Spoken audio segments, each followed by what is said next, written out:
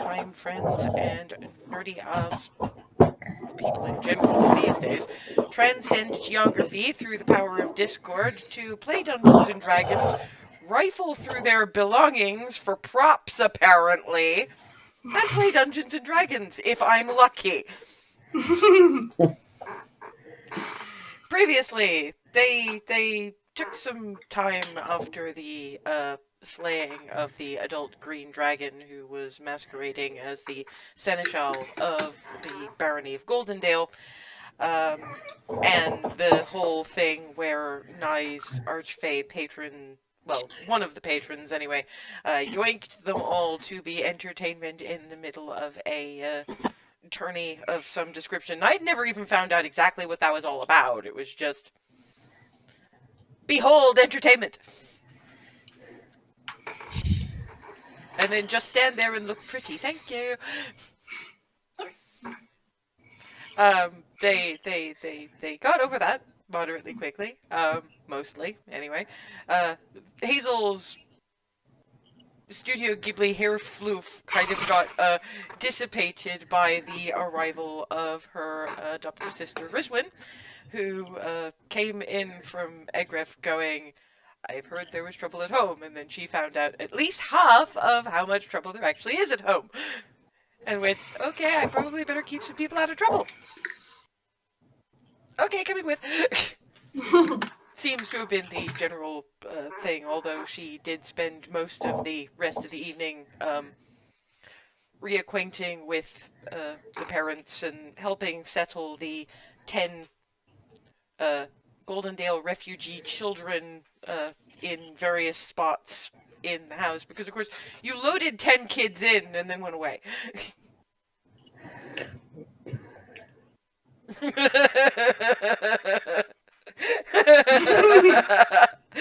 Yeah, without like helping with the setup arrangements. Of course, sometime in the middle of the evening, Alice will probably turn very quietly to Remy and go, I'm gonna go help with the kids. Don't say anything, let's see if they notice. And walk out. Remy's not about to stop her.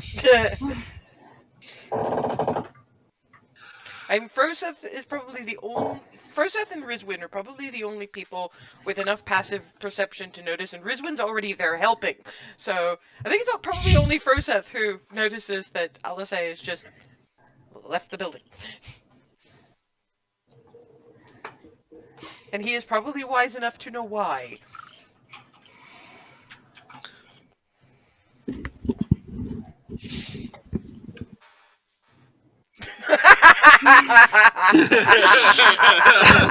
Wow.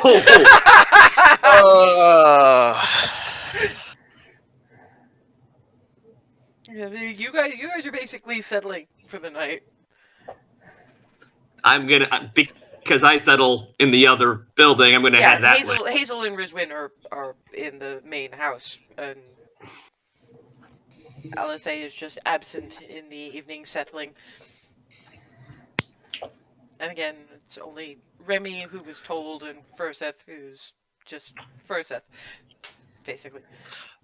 Quiet, watching, figuring, oh, right, didn't they bring in... How many were there? Okay. And then gets to decide what to do about it. Because I'm funny that way.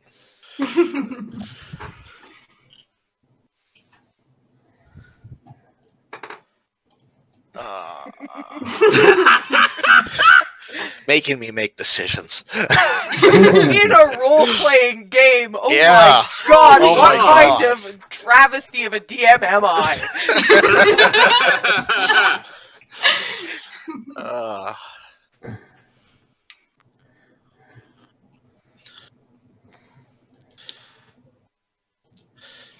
I mean, we can sit and watch you make the thoughtful face all night. It's really cute. I want to say it, but I'm feeling nice. Anyway, open mouth, snap, mouth, words come out.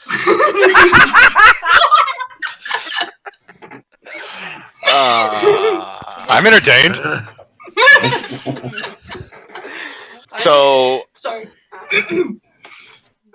Yeah. So I would have noticed Alice leave. Everyone else is like in the common room in the thing, or Probably. I mean, it depends on what everybody's doing. I mean, Remy may have come out of her room for like last cup of coffee or something. The rest of you. Remy's chilling somewhere by the I'm playing fire. with butterscotch. Yeah, but Butterscotch is sort of galumphing across the common room floor because there's so much space to run. Galoomph, galoomph, hiding under bits of furniture and obliging Mistress Lady to chase. So yeah, Ava is playing with Butterscotch. Remy is sitting in a chair, not your chair or Darvin's chair, but a chair by the fire. Darvin? I'm probably over by the fire as well, but I'm probably just checking on my condition on my vehicle because it's been a minute. So I'm pretty well absorbed in that. Yeah, nine. Tucked in a corner, silent image, forest. And of course, about half of you can probably go. You do know that there's forest. Like if you look out that window in your room, you look out that window in your room. There's real tree. So yeah, you're just looking at Nye with surround sound forest, as it were.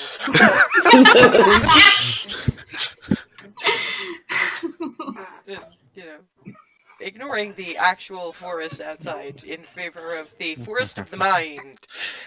yeah. Okay. So see Alice leave quietly. None of the others I apparently notice. It's like so.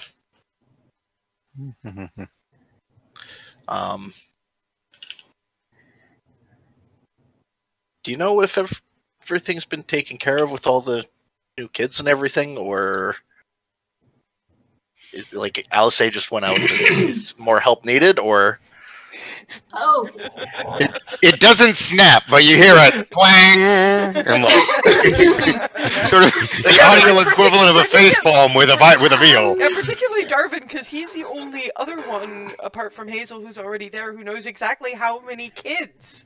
You guys ever said exactly how many kids? Boy. I'll be right back. Actually, probably not. Remy looks like she's not getting out of her chair. Would we help though, or wouldn't we be in the way? I don't know.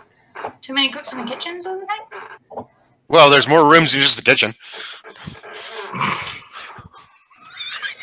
Ava, you have been raised among the nobility. I am aware of that. So yeah, it probably makes sense. So I'll leave you alone. Darvin, partially the nobility, but has actually done the service industry. First, at the basic manners and common sense. Nigh some vestige of memory of things. 4 words. It's polite to ask.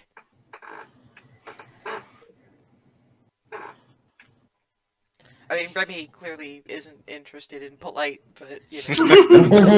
Remy, hi. I mean, that was true to character. Well done. So yeah, I'm on my way out the door. If nobody else is following, I'm just Well, out. Ava wants to, but she doesn't want to get in the way. She doesn't want to sort of. She feels she'll be more. We in don't the know way what than help they helpful. need. We can at Yeah, least exactly. ask. Yeah, I guess. Following. Fine. Oh, you pulled your head out of the mine forest. Okay. Yeah, literally like. Yeah, you weren't watching when he was doing that. I was watching when he was doing that. I do pay attention. I just don't really have any kind of response to it. And yeah, once he dispels it, yeah, grabs his cloak and heads out. He does actually see the tops of trees and remembers. Oh right, there's actual forest. Real honest to God forest that he can like smell and hear and everything. Hey, Nye, that image isn't quite so silent. It's a I'm different. sorry. I It's could a different resist. kind of forest, though, and it's. That's fair. That's fair. The question is, do you even know?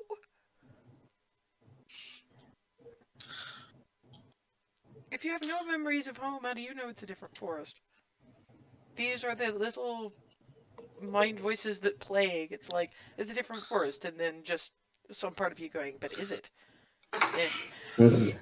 The little bit the silent image force is based on what little he remembers, whether it's true or not. I'm just saying, but there is still the niggle of. It's the one that matches his fragmentary memories. Yes, I am aware. I am saying that there is should still be some kind of acknowledgement of how fragmentary those are. If you're gonna play Amnesiac, I haven't been anywhere in a very long time and don't really remember anything very well. Embrace it! Anyway, yes, those who are heading out, trundle to the Hearthhome main house. Rizwin and Hazel have been basically tasked to the moderately monumental task of sorting through generations of very sturdy, very well-kept winter clothes. Because, of course, these kids have turned up with, like, relatively little. I am going to pull out one of the hat, probably one that looks appropriately, like, ridiculous, perch it on my head and continue sorting. Basically, you wind up coming in with Hazel with this beanie hat with a truly monumental pom-pom that's nearly the size of her own head. Hello! That's different. I'm not going to ask. I'm not going to ask about that, but I'm going to ask, do you need any help? Where can we help? For you, and I'm pulling out another ridiculous hat. This one is very That's long. not for me, is it? It's for whoever. It's very long and done in stripes of multiple shades of purple with more of a tassel on the end than a. Now what the hell? Yoink! I was gonna It's my color. I have to. It's actually quite nice. You can imagine it being quite warm because you can pull it just a bit over the ears and still be able to see a well knitted thing. Might not want to wear it when you're stealthing because there's a very tiny bell hidden in the tassel, and you can just because it lands around about your shoulder, and you move your head too much, and you can just about hear it very quietly. Ding ding ding. Oh. Ding, ding, ding. Yes, there's a bell on you now. Continue It's better than a crate full of pots. Do you need I'm help gonna lob anywhere another hat else at him.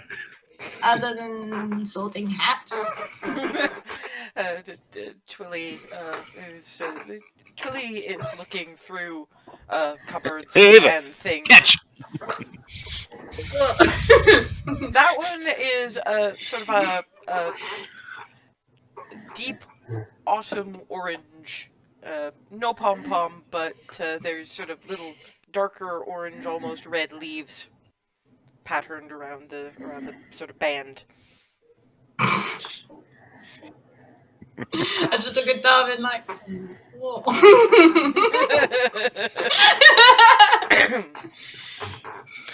So anyway, do you need help? To set the scene, Twilly is standing on her little step stool, looking through cupboards.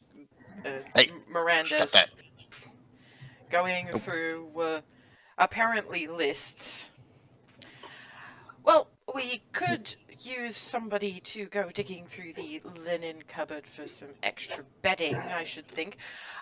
We've actually sent Lyra for your friend in the treehouse, because they may have food, but you know what they don't have in there? A fire.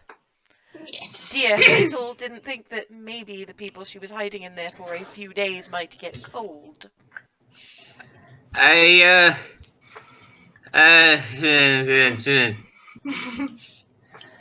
It was a good thought, dear, but yeah, we do need to keep folks warm.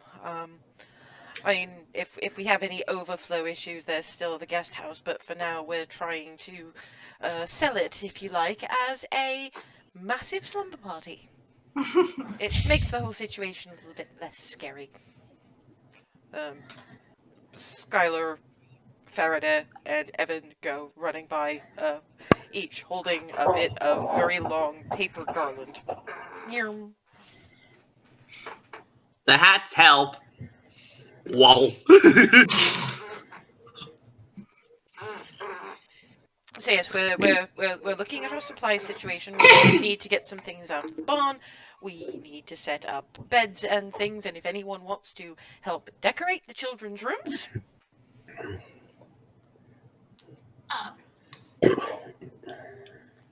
Ava, What? go forth and decorate. Alright, I guess I can help with that. I'll try to help with the bedding. I'm gonna go dump this armload of warm clothes on some children.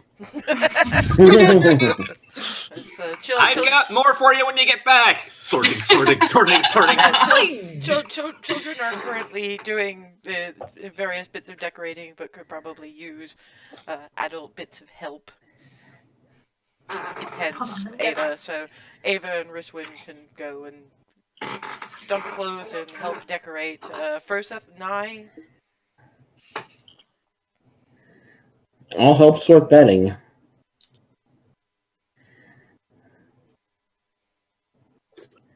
Yeah. Well, there was mention of needing stuff out of the barn. Yeah. It is where we're keeping things. It is a bit of a shame that we are lacking in big for us, a strong paladin, but we would have asked Alice, but her talents were better used elsewhere. I'll go haul things from the barn then. No, you want to give him a hand with that? Because I think the bedding's probably not that complicated.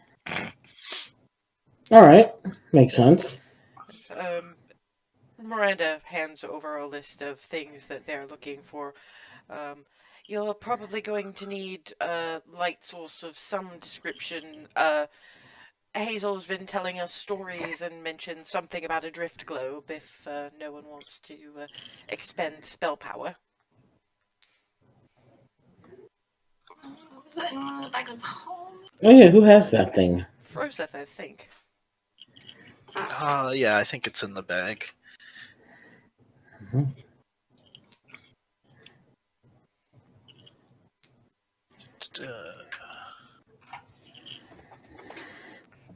For the sake of expediency, somebody Yeah. has it and can make sure Froseth has it to keep track of. Yes. I don't imagine if it's in Hazel's bag. I don't think Hazel parts herself with it from it particularly willingly. No, that thing would have wound up in Frosteth's bag ultimately. I'll just make note of it now. There we go. Xana comes through and starts digging under sofa cushions, and she looks actually fairly grumpy. And looks at Froseth and goes, "You found my gloves! I've been looking for those. I was going to give them to you, and then I couldn't find them. And now you're wearing them. Yay! But how? July!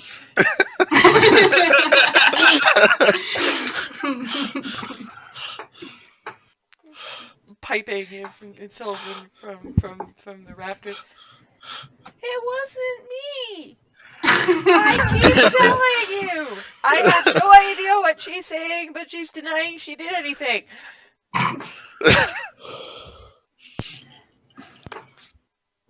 Sorry. Am I ever gonna find out why you have the gloves?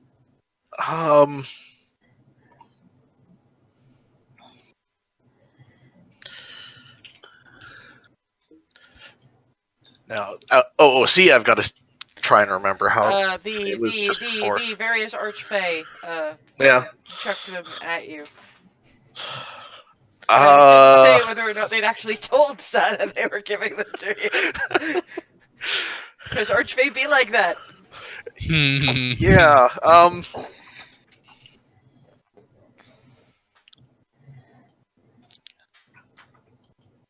How do I even explain? Well, you are fortunate in that you have a very tiny gnome with surprisingly good persuasion. So zooming up to first, and you just hear piping at around about like knee level on your 6.5-foot ass. My fault.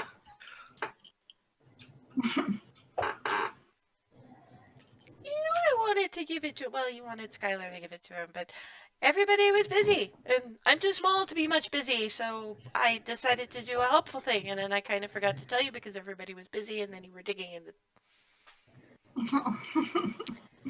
Please tell me next time, Evan. I was panicking. Okay, sorry. I hope you like them. I have thank you a very card. much. It's not written very well, but it's written that tells you exactly what they do, which Evan didn't steal. Redistributed.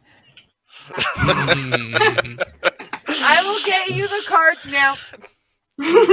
Pats back to the room. Evan just looks up with the big brown. Did I do good, eyes? I'll pat him on the head. Yes. You'd actually have smile. to bend to do it. Yeah. It's like. I don't know what happened, but Farada was saying that your lives get weird. Weird and complicated. Yes. Yeah, I was pushing things with the other really long word, redis thing. Anyway, Nirm.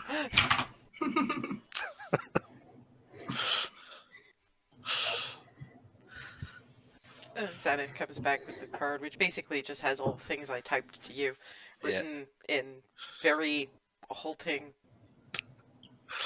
letters.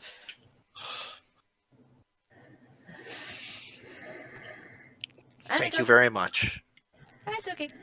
I have other bits of the cloth. I don't know what I'm going to make with them yet, but I'm going to make things. Thank you very much for the magic-y cloth, Darvin. You're very welcome.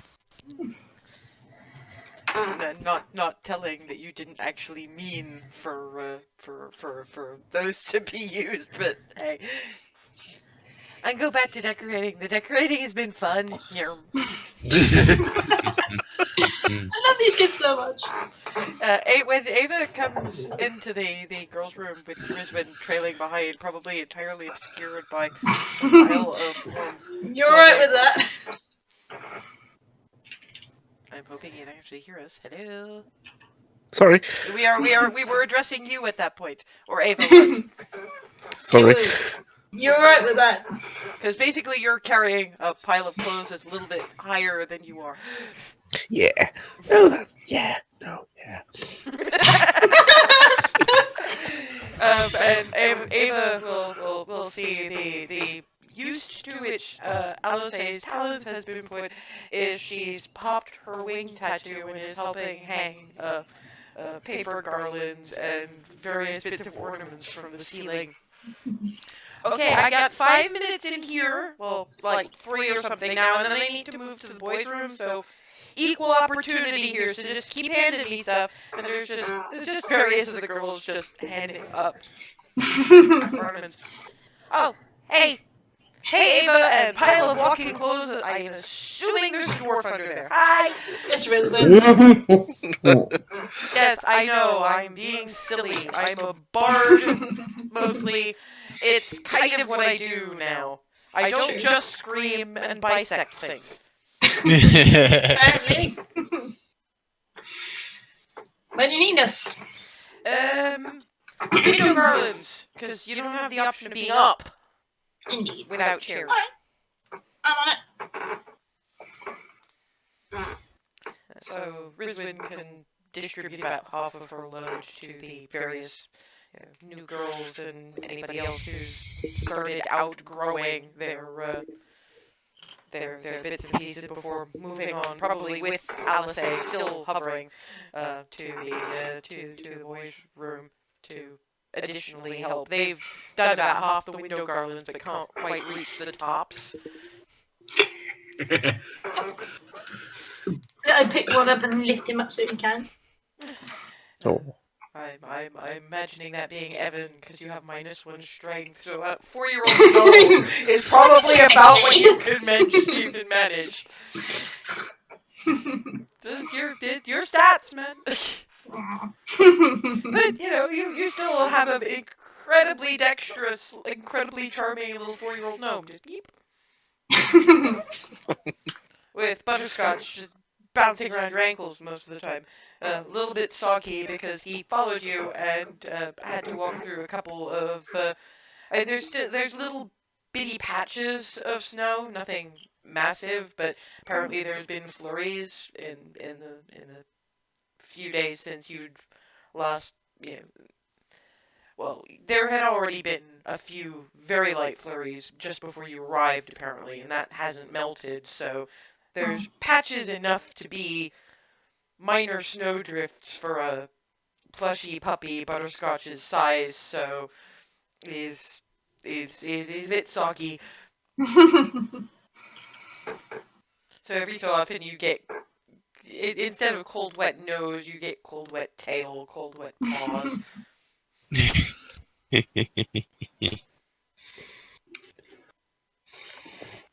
It's in fact a small bottle of floof.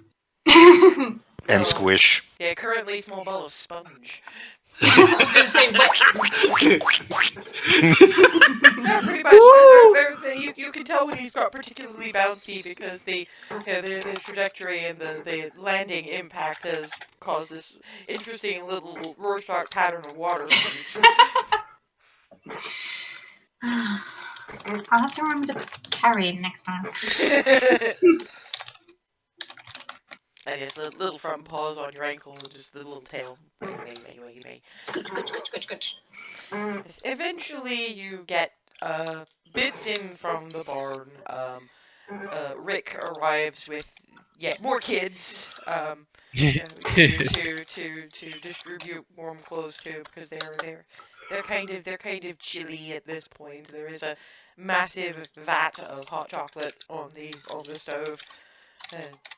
Hazel doesn't entirely remember them having a pot that big, but there is such a thing as enlarge reduce spells, so hey, why not? Yeah, that'd be Mom. I'm just assuming Mom magicked it to be twice the size. Basically, so everybody who helped out with everything, and little kids and Wyvern Rider who need to warm up get hot chocolate with little candied cinnamon swizzle stick kind of things for the stirring. I suppose all this decoration is as much in preparation for Oralmas as anything else. It's about a month away, but nothing wrong with a little bit festive. Especially in the current climate. Well, if here is the only place that one can have a happy Oralmas, it seems to have a particularly large number of the local children anyway.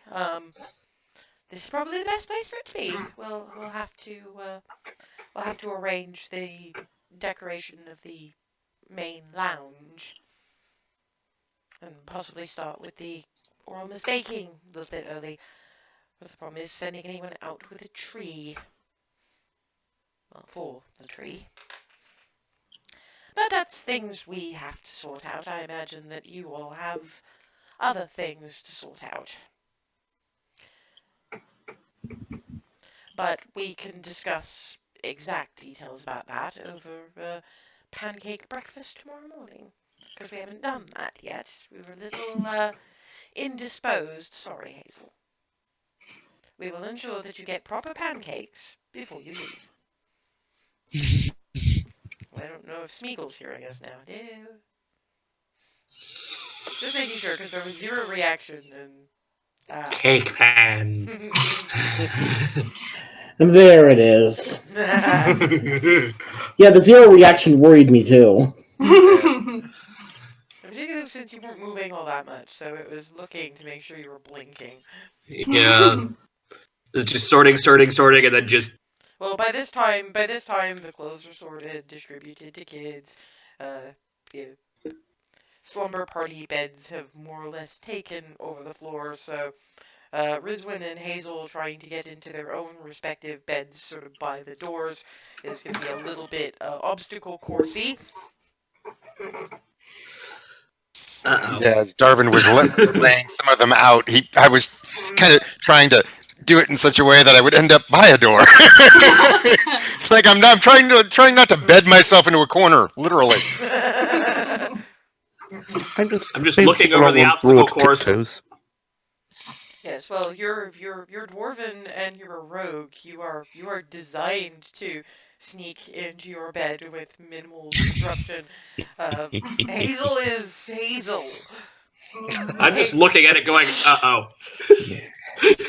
I tried to leave at least a bit of a path if you kind of shimmy a little. So good luck. Does it look like there's room for everyone? Oh, there's room for everybody, just about.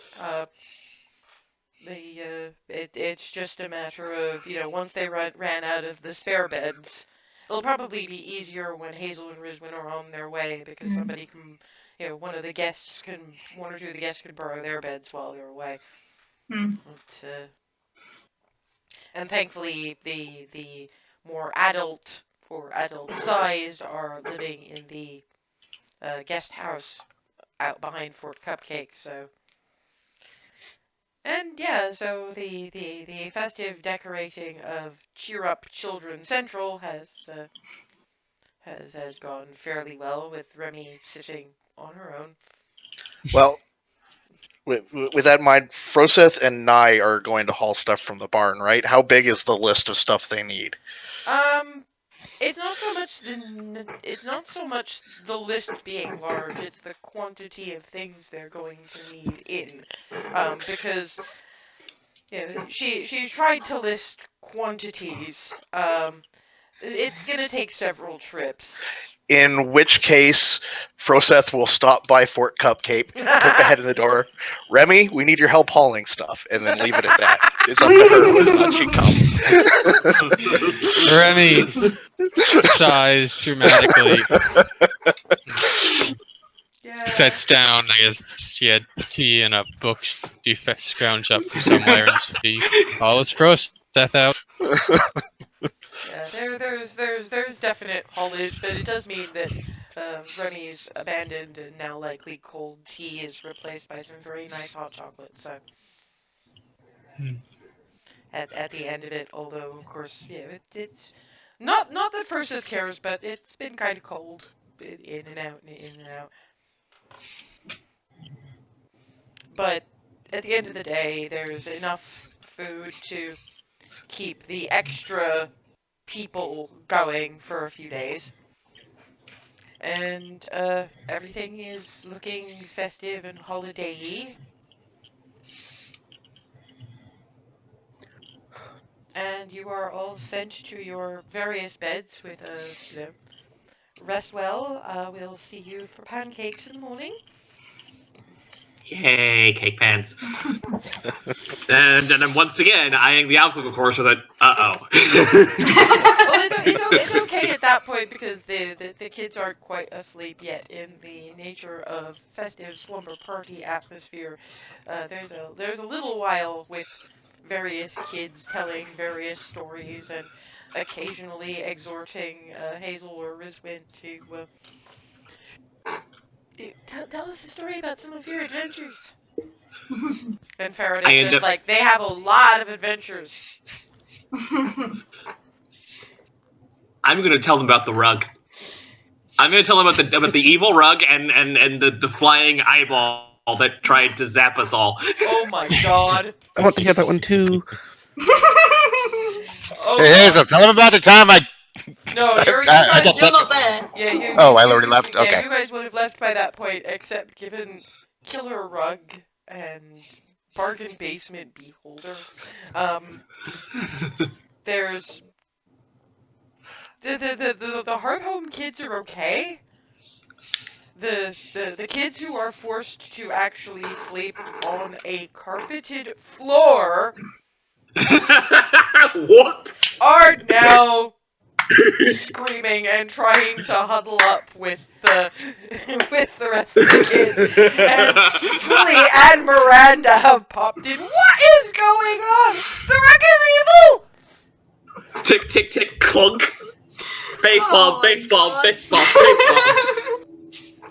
Rizwin, what Not has she... this rug! You never know! You didn't think that one was either! Oh. This one isn't! Can confirm! Been here loads of times. This rug isn't! Maybe it was just biding its time! If it was, Mom and Mama would have dealt with it already. Are we hearing this in the other building? Okay, Nye, Darvin, Froseth, Remy, Ava, make me a perception check. Mom and Mama are made of pure awesome, and Whoops. if an evil rug had tried to get in here, they'd have noticed, and it would have been sent to any number of places. Yeah, Froseth and Remy are hearing the very faint sound of screaming. It's in that really high-pitched register that really carries. Yes! Wait. Can we tell any particular brand of screaming? Or Terrified. just Remy runs. Oh, and Alice is following along. What the? Wait, hold There on. is What the screaming! hell? Okay, I'm. If they're going that way, I'm following. Can I insight check to try and figure Not out? without actually looking at faces. Okay. You'd need to actually see the situation to read meaning out of it, I'm afraid. Okay. Because all I mean, you they- can hear is... They're genuinely scared. In which case, going with Yeah, because like Marion says, they are genuinely terrified. I am running full tilt. So Wow. basically, the entirety of the rest of the group pile in behind Twilly and Miranda. Stop when they realize Twilly and Miranda aren't doing anything but looking at Hazel. Yeah. And I The am foot halfway is through the tapping. red to this Mom and I'm halfway through the red. If Mom and Mama haven't already vaporized the rug, it's definitely not a living or evil rug. okay. Froseth just turns around and walks back out. I don't think she heard that. Remy stops long enough to look at Hazel. Yeah, Alice is not withholding. You told a bunch of kids in the middle of a town under siege about your rug of dragonborn eating. You did that. You actually did that. The wonders of Agraf, the funny and the silly and the marvelous and colorful, and you told them about a murderous rug? Like, She was just pinching the bridge of her nose, like. clear. You could have led with the time I got petrified. I don't That was Nye gets down freaking on one funny. knee. Nye gets down on one knee and poke. I can guarantee this is not a magical rug. I pull out butterscotch. Do you guys want him with you? No, that's okay. Are you sure? Is just in case it's not, just in case, he'd have to be on the rug. Well, you lot are going to be sharing beds, I suppose. Extra blankets for all and extra warmth. That's fine. You know what? And Alice just turns around because you know what? I'm going to tell these kids a bedtime story and see if I can get them to calm down. Everybody else, go back to bed. I'll be there in a few minutes. You're amazing, Alice. And Well, it I'm was just either looking me at or it, saying with Darvin, the and with the Darvin expression was of, talking about telling them about demon chickens Yeah, that's not. on a farm. and I'm just looking at Meanwhile- Alice with the expression of thank you. She proceeds to tell them about Toothsome.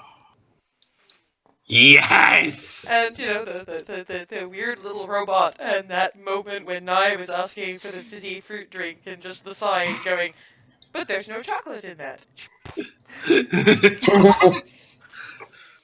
And describing various of the desserts, and the last of them drift off with the description of what the city of Egreth looked like from above. And I'm basically like double confirming any like taste descriptions because I had more than enough of that stuff. Yeah, LSA does say if you want confirmation of any of that, the real one to talk to is Darvin. You should have seen him. The stack of his plates was taller than Evan. Ooh. And not like the time that Hazel ate the pies, it stayed down. Not like the dessert he had at the fancy restaurant. She describes that as well. The Silent adventures of image. Abomination. Did you stay for the bedtime stories? Because this was she shooed you all back to bed. Yeah. You're not there, I don't think. But yeah, Alice comes back in and goes, crisis averted. I told them about weird and wonderful desserts. Darvin, they're gonna ask you so many questions about Again. the food of Toothsome and the adventurer's abomination. Yeah. Did you tell him that's on the menu as a challenge now? I did indeed. Yes. my current claim to fame. Zana is going to tell Oscar all about it, and they are going to redouble their belief that they must set up a joint shop in Egref somewhere for their clothing and their jewelry. Because yeah, I told her a little bit about Fairy Fire and various of the other clothing spots, and Zana has Excellent. so many ideas now. Good. Again, you're amazing. Well, you know, it's better than I know we've had some really epic adventures, but you know, they're probably mostly not bedtime stories. Yeah, that's not my strong suit. Yeah, well, all you need to do is think about the stuff that when you think back on it makes you smile. Yeah, they Good don't point. need more scary stuff. I mean, it's I guess I have it from, you know, campfire stories from when I was growing up. There's a really different tone to. I mean, there's triumph, and that's good, but that's better in the light of day. And sometimes you do want a scary story by the campfire, but you probably don't want it with a bunch of freaked out town kids. You know, Hazel meant well, and she seemed to be starting with a light, comparatively, adventure. But, you know, demon chickens on a farm, you know, they're gonna have to help collect eggs and stuff, so probably didn't want to go with that. No, that's fair. Petrifying demon chickens. Although, to be fair, from what you were telling me, it was kind of hysterical with Hazel waving weaponry at these things and shouting about blasphemy chickens.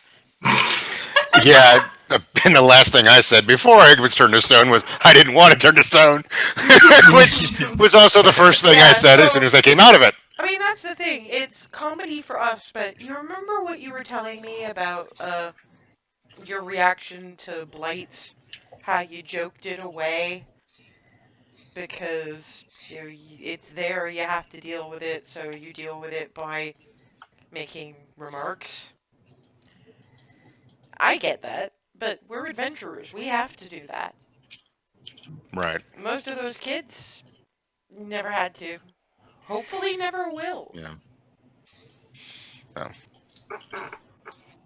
Lesson learned. Hopefully learned by Hazel, too. At least you didn't actually tell the damn story.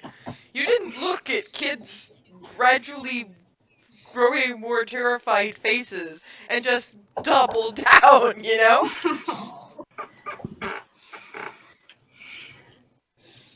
Oh well, if anybody wakes up with nightmares, Hazel is going to have to cope. Thankfully, none of them do. Sleep is peaceful, for the most part. Froseth's dreams are mostly unremembered, but what he does remember is that they are heavily overshadowed by a massive leathery wingspan. Not there exactly, but basically the whole thing is just hovering over, as it were.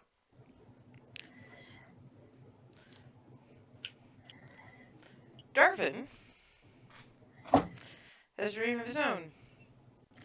He is walking down the road on his own, traveling from one place to another, viol on his back, pack on his back.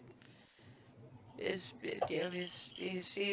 dressed reasonably. His shoes are solid and well fitted and not with holes in. His belly is full. His coin purse has stuff actually in it, and he's doing relatively well. He comes across an elderly man, white robes, sitting on a rock,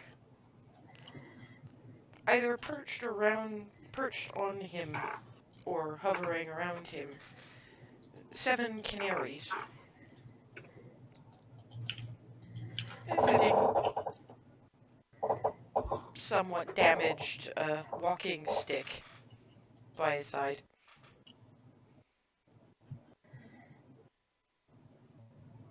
Looks up at Darwin. Greetings, young stranger. Greetings to you, sir.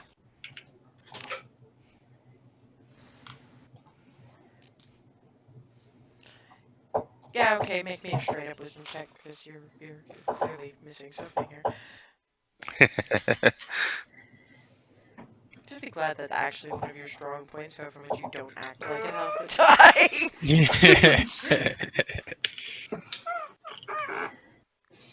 19. Yeah, I mean, he's old. He's probably not got a whole lot of walking speed. He's clearly nowhere near as well dressed as you. His walking stick is in a bit of a state. Maybe you could help? At the very, very least, you have mending. Well, I was about to go. Yeah, exactly. Your walking stick there, sir. It's looking a bit broken. It's I been a could. difficult road. Could I mend it for you? I would be grateful. And I will reach over and I will begin to do exactly that. It's going to be better. It's going to be better. When he fixes it, when it's mended, the walking stick is actually the most ornate thing about him. It's not really fancy, but unlike his very simple white robes, it's got various runes that you more or less recognize as being draconic. He stands up, not so much with the help of the walking stick in point of fact, and smiles at you. Only what was needed. Interesting. One of the canaries settles on your shoulder, pulls at your hair a little bit, beep, beep, flies away with just a couple of strands, and lands back on this individual's shoulder until next. And then you wake up with Alice knocking on your door. Good morning, dawn prayers. Right. Oh boy. So that's a thing now.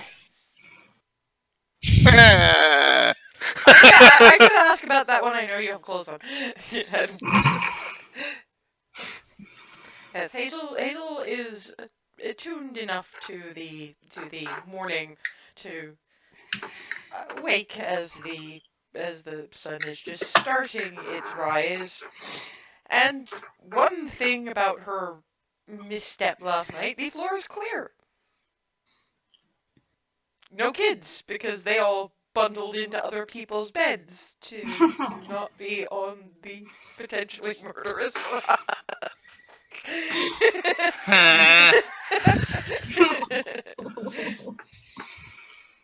Stop. So yeah, dawn prayers, morning meditation.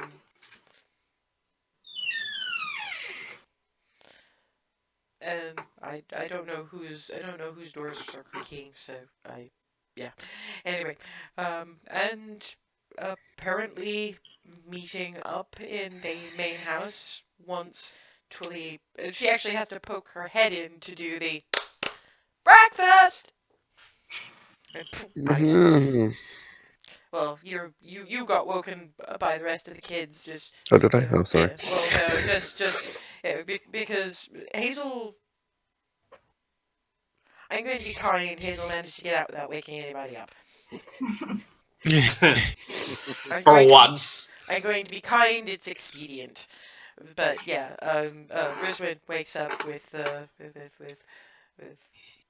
basically Zana and Skylar sort of hopping on the edge of the bed and going, "Mom and Mom are making pancakes, cake pans, things." Pants. So she's woken by the bed. She's going boing boing boing boing boing boing. Good reason to wake up. Mom's gonna go wake up the rest of everybody, and Hazel's already up for the dawn prayer thingy. That's good. That's good. Where are pancakes? Main room. Yay. Yeah, you can actually smell the pancakes. Cause basically they've had to do the kids in shifts because there's only so much table. So thankfully, by the time these guys arrive, the last of the Hearthhome children are just about finishing up scarfing down their pancakes. The guests had first, and gabbling at Twilly and Miranda cooking in the kitchen about all the shinies that they got told about, and looking at Rizwin for basically for confirmation about the various shiny shops of Egrith, which I will say, just for the sake of argument, that you can do because It's reasonable. yeah, I mean you weren't there for the various sessions where these things were described, but actually have I have a list of the shops which I will bring to you to allow you to have some reference material to quote from. But for now, we will simply say that you can quite easily not only confirm, but go into further detail about some of the materials they use for Xana and Oscar, and how one might go about setting up a business. They're only 9, but they're industrious little things. I'd also like to pull out a little swirly bit of copper wire that I'd been fiddling with for their entertainment. Yeah. They went to jewelry stores and they brought, and Oscar just shows this bag full of remnants, basically gem chips and some spools of copper, silver, and there's even one very small spool of gold wire that apparently Oscar's been playing with. You can make something very special with that. I make lots of things with this. It's gonna be great. I already made some stuff. Can I see?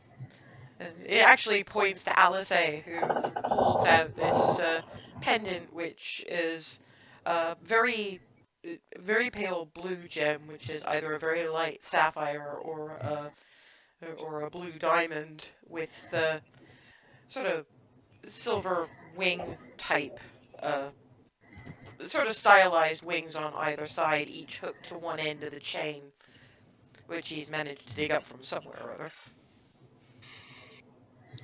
What would the quality be like?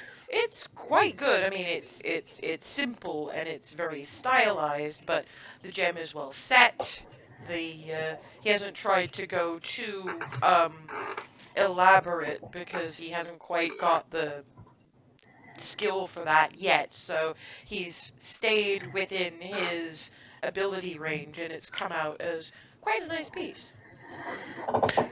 Okay, then I would say you've got real promise here. This is really good work. Well done. Thank you.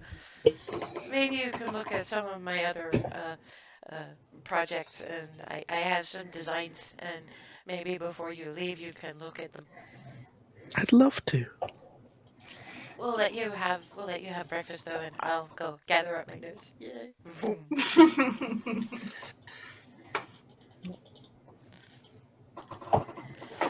So, this from Miranda.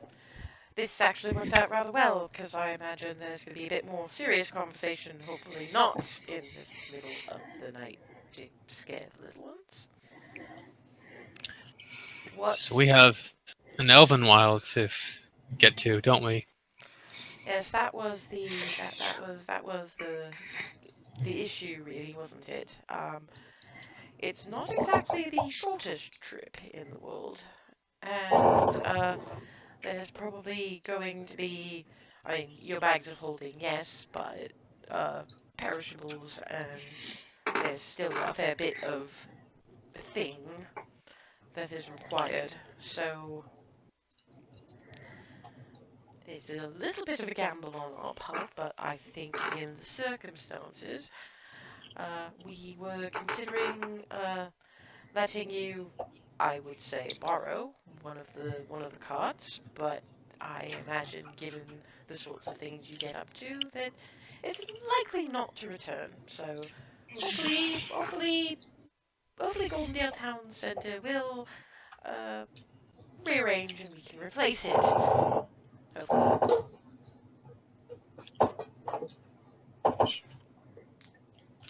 Are you sure you can spare supplies, given all of the books in the direction of wherever the children are hurried off to? It's only for a few days, and once we manage to get hold of the parents or establish the fate of the parents, there'll be a certain amount of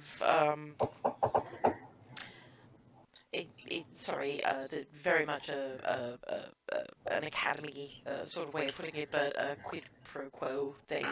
We help and they help in return because we should be fine, basically. We wouldn't have offered if we weren't going to be fine. You know, insofar as it's possible to be fine at this point. At which point Miranda, still flipping pancakes, adds, not to mention the fact that if you don't succeed in this, it's not one cart more or less, week's worth of supplies more or less isn't going to matter anyway. Because no one will be around to use them.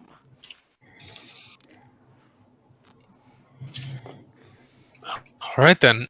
But your concern Do you- is appreciated, thank you very much. Are we all Do you there? know how Yeah. long it'll take on foot? Well, it'd probably be faster by cart. We don't tend to take the foot travel, and we haven't gone that way in a while, but weather permitting, I'd say.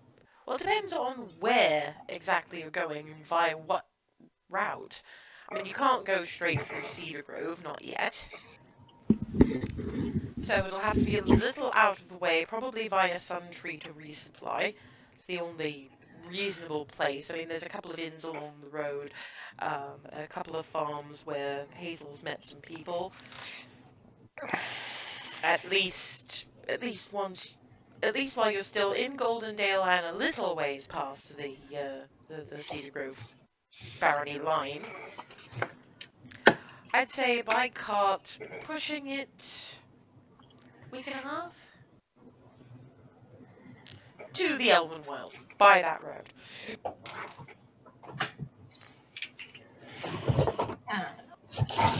There's a black corruption stuff on the way to. I think it was. It was more in Star Coast, which is south. The route via Suntree, Ava would know, is more sort of a northeast, and then you delve a little bit back down south to get to the quote unquote embassy / trade outpost that you'd be aiming for, but you're not going anywhere near you're not going anywhere near the Barony of Star Coast at this point. No, because I was just thinking, did Rizwin have protection rest of? Yes. Rizwin does actually.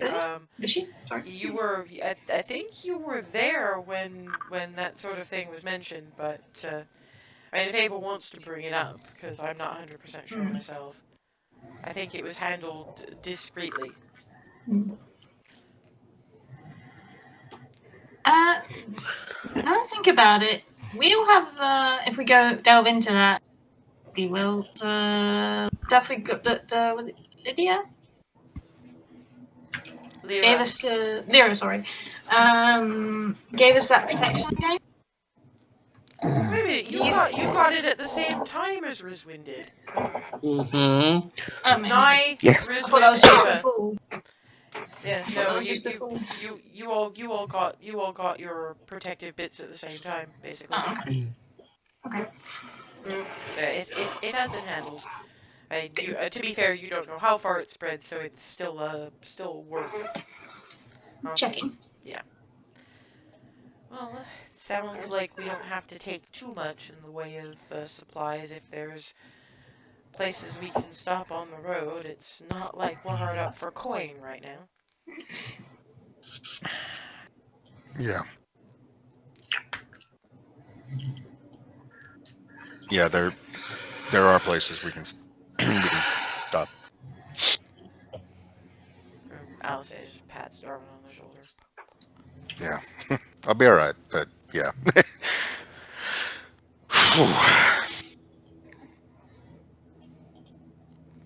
And Miranda's last comment on the whole matter is,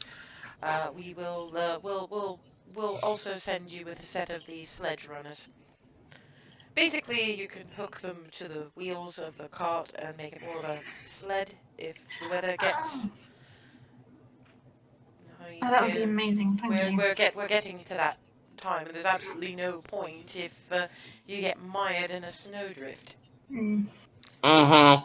It's not like most places west of here, where even if there is snow, the roads are probably maintained.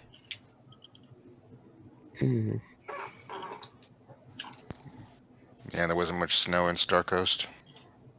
Oh, the coast.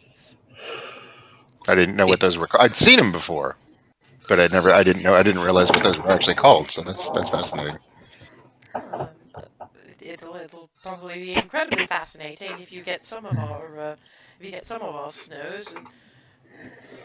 And they both look at Alice, who goes, "If you think snow's fascinating, just wait till you get up north." Looks at Furseth with a sort of a "back me up here" kind of expression. Yeah. Well, not the snow itself, but the way people adapt. Looks at Furseth again and just gestures. "You listening to this?" kind of expression on her face. Just wait, dude. It's something he'll have to experience for himself. Yeah, basically. Oh, this is gonna be fun to see. The coast boy gets to see what backcountry's like. Oh, just wait. He started as a. It's almost a shame the curse is now broken. He'd go from sand hare to snow bunny. That would be funny. Nobody I'd have to get new ears. Oh no, that was entirely in character. Oh. So yeah, Actually, I meant to ask. You look kind of freaked out this morning. You okay? Yeah, just an interesting dream. Um, I'm on notice, as it were. What do you mean? On notice. Yeah. I think he might mean that he's gained something's notice. Being on notice means you're being warned about something. Right, that's what I meant. I meant more. I Gain was. what So you've notice? been noticed. Well, it's. I have a guess. It was. I have a guess. Yeah, and you're right. I have a guess. I have a guess. I have a guess. I have a guess. As Darvin? the hair is floofing. It's all right. It was. What It's. do you mean, like? It's- Alisay just puts a hand over Hazel's mouth so that Darvin could talk. It's Bahamut. Wow. Aha! Yeah, she's taking her hand away. Let him talk. You It was. He appeared as an older man, simple white robe, walking stick. The walking stick was Canaries? broken. Yes, 7. Yeah, And, that's his favorite human shape. He, I offered to. I in the dream, I didn't realize, what was happening. I just saw an old man with a broken walking stick who needed some assistance, so I offered to fix the walking stick, and I did. And then he stood up, and what was it he said? It's hazy. To remind you out of character, only what was needed. He said only what was needed. Interesting, or was it interesting only? Well, either way. And then he said something else, but like there'll be more, or basically, I'm assuming that's not the end of it. Sounds like you're being tested. I guess. Yeah. Yeah, I'm gonna do my best, and hopefully next time I realize what's going on a little quicker. I mean, once he started standing up, I realized what was going on, but it was a little late for that at that point. If you had realized what was going on, that would have affected what you do. So, I imagine that these are going to continue to sneak up on you in ways that, aren't obviously a test. Because if it's True. obviously a test, that's gonna... Kind of, yeah, it defeats the whole purpose of it being a test. I got you.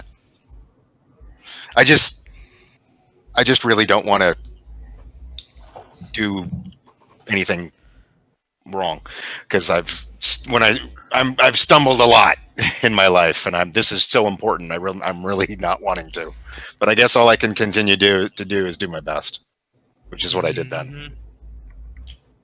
Yeah. No offense to Froseth though, but my god, we've got significant dragging up in our business. Yeah. Oh? Well, speaking of dreams, I don't have anything that detailed, but just memory of large wings beating that I'm assuming the more foreboding kind of. Yeah, seemed more foreboding. Not the shiny platinum variety. Well, No. no surprise there. Too many heads.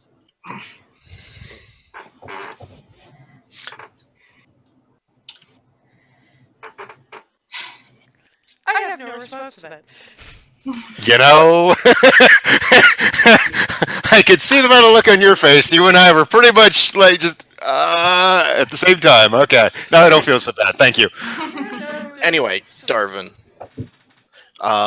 if you're being tested by a god, just do what you would do. If you're what they're looking for, you'll be what's needed.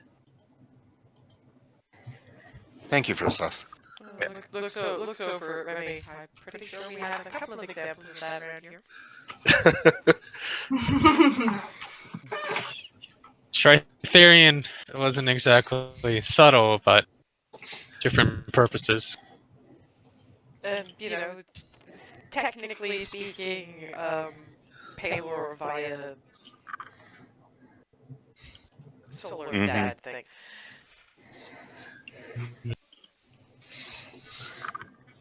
So yeah. Anyway, Hazel has devoured her weight in pancakes and bacon. Mm.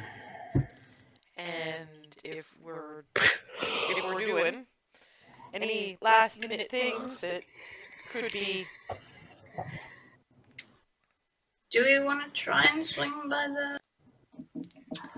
I forget what it's called. Was it Jenna? you mean immediately post siege, if not Yeah. still during. Yeah, that's true. Let's leave everybody be. They're still. We'll be able to come back whenever we need to anyhow. And I'm gonna pull up my symbol and the key. Yeah. Twilly points out, I mean, it can be used on large doors. So you can even take a card. Yep. Though how that would, and then I'm staring into the middle distance trying to figure out, oh no, when I clutch the thing into a wall. Because Yeah, this is Dune.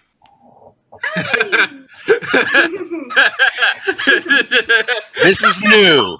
No. She has not done this yet, so she's slowly but surely getting used to things.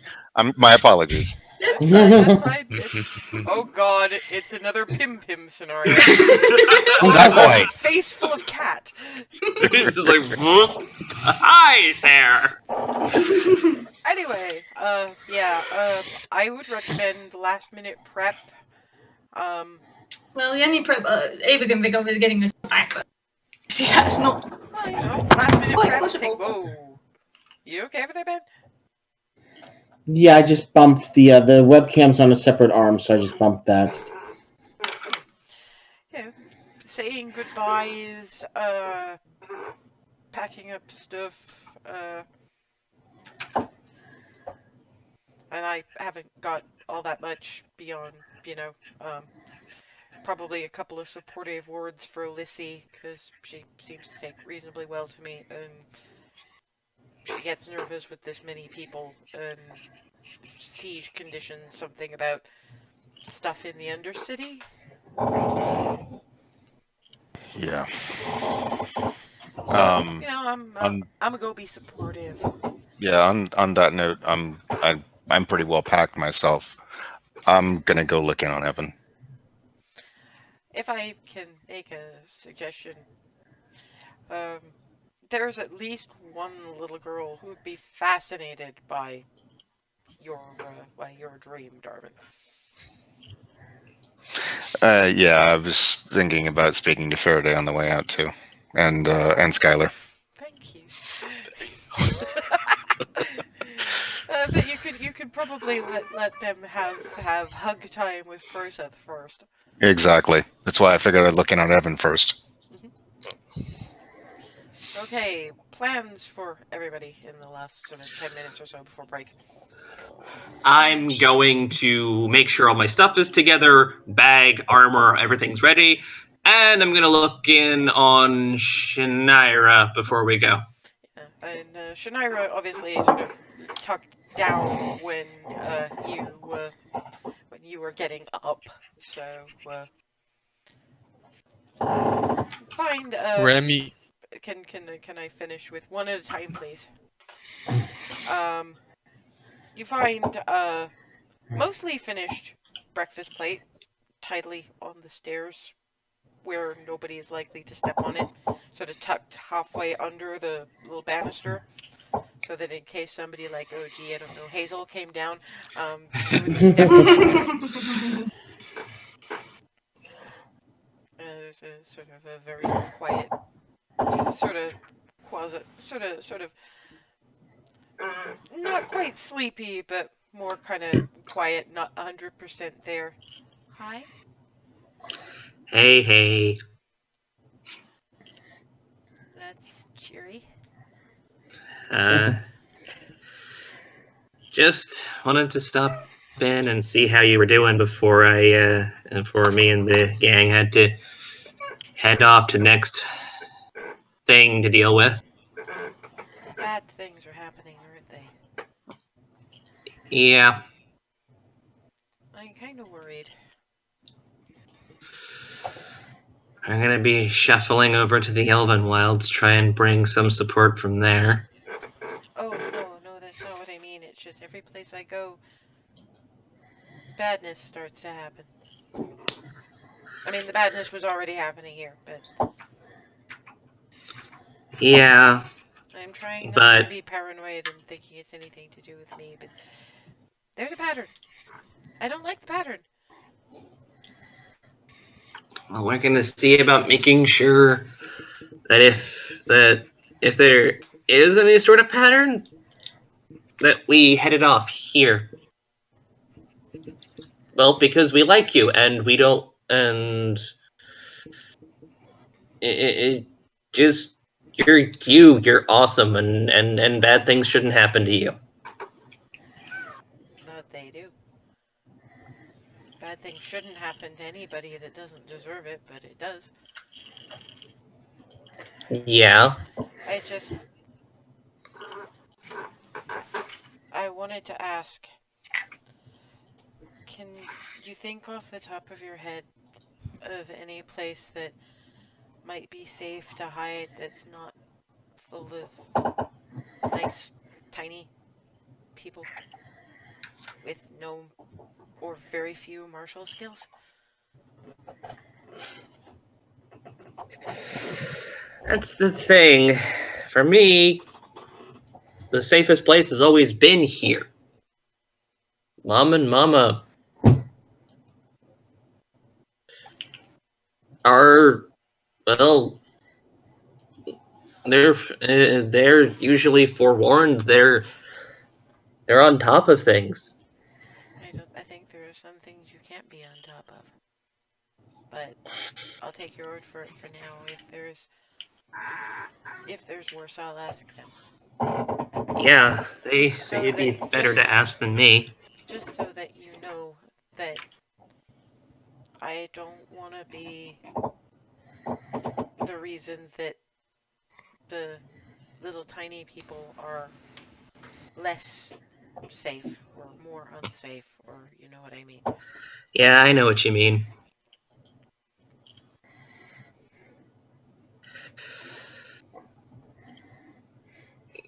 You've got the right idea, though. The best people to ask would be Mom and Mama, and Lero too, probably.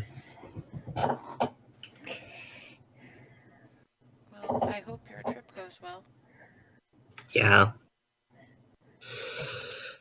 And And I'm sorry you have to face elves you don't like. yeah, it's too bad that there aren't more elves like you. There used to be. Go on. Oh. Go be your own person. I'll be okay. Hug before I go? Long silence, and somewhere in the darkness, there's just this world's most awkward hug. It's just sort of, you know, not sure how, level. not sure how much pressure to put, kind of, and it's less brusque Beauregard kind of, I was thinking Voldemort and Draco. Yeah. but just kind of, do I squeeze here or pat? Okay, and I'm gonna return the hug real careful, like. oh, There we go. pat. Okay, I go try and step by and just disengage. See you when we get back. Okay. And I'm gonna take the plate Plate back along. Yep. Remy? Remy is going to coordinate with Troy and Miranda to get the cart loaded up and supplies tallied. Okay, that's easily enough done. Nye? Anything in particular doing? Going outside and finding just some place to see the main house and Fort Cupcake and the trees and just kind of trying to fix it in his memory. Okay, that's easily enough done. He can probably stand by. They put the scarecrows to rights now. So the one near the scarecrow made up to look like a paladin of Palor is actually really well placed for a good view of the living area of the farm. So he's standing there getting all like, I better fix this in my memory. I don't know when I'll be back. This might be the only home I'll ever know. And then he looks to his right and Scarecrow. Made up to look like a paladin of Palor. The symbol of Palor on the it's an old tin bath was used to make the breastplate. Possibly by Riswin once upon a time, actually. Reaches over, tonk, tonk. Seems solid enough. Little helm made out of a saucepan. Oh. There's two others on the property. One is made up to look like a paladin of Bahamut, and the other one is made up to look like a paladin of Tritherian. So if he's walking the ground, he sees the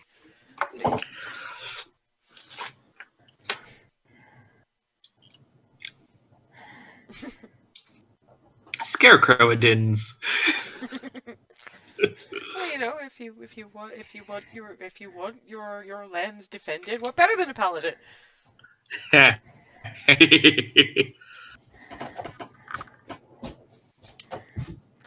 Ava's just packing things up.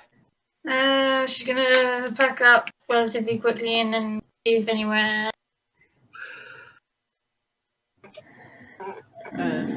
We Say lost again. sound. She's gonna pack up her stuff relatively quickly and then go see. Well, check the state of her bow, see if it's not like splintered or whatever. Yeah, it's fine. Butterscotch does try to help by nudging rolled balls of socks at her. Boink, boink, boink. Scooch, scooch, scooch. And when she's finished, she's gonna see where else you help. And she can, when she's done packing, she can always help Remy coordinate with the loading of the wagons.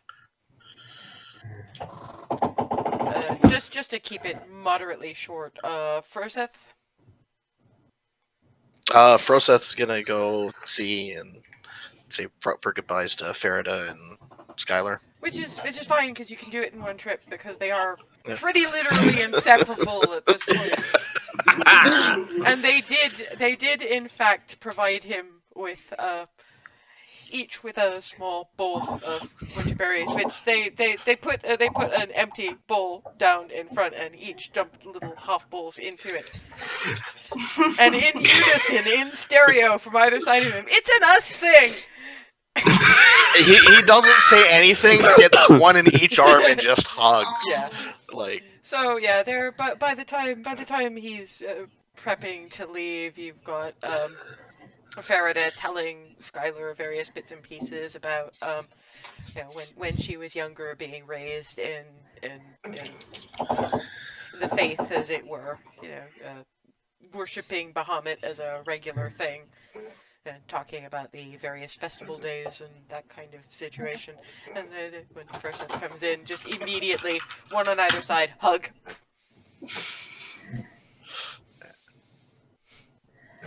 So, proper goodbyes are said, and they are firm in the conviction that he is absolutely awesome, and Bahamut is watching out for him and is going to come back safe. Because they cannot countenance any other thought at this point. In fact, Skylar says, and if you don't, I'm gonna put on that shiny armor, because apparently it's gonna fit me forever, because it's magic. And I'm gonna find a sword that fits, and I'm gonna go out and I'm gonna smite it. And Farida is just going, I will find a way to help. I've done it before. You can do it again without the dying this time.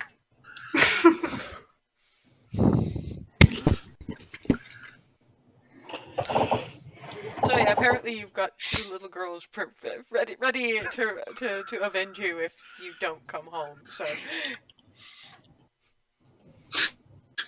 I am personally speechless right now.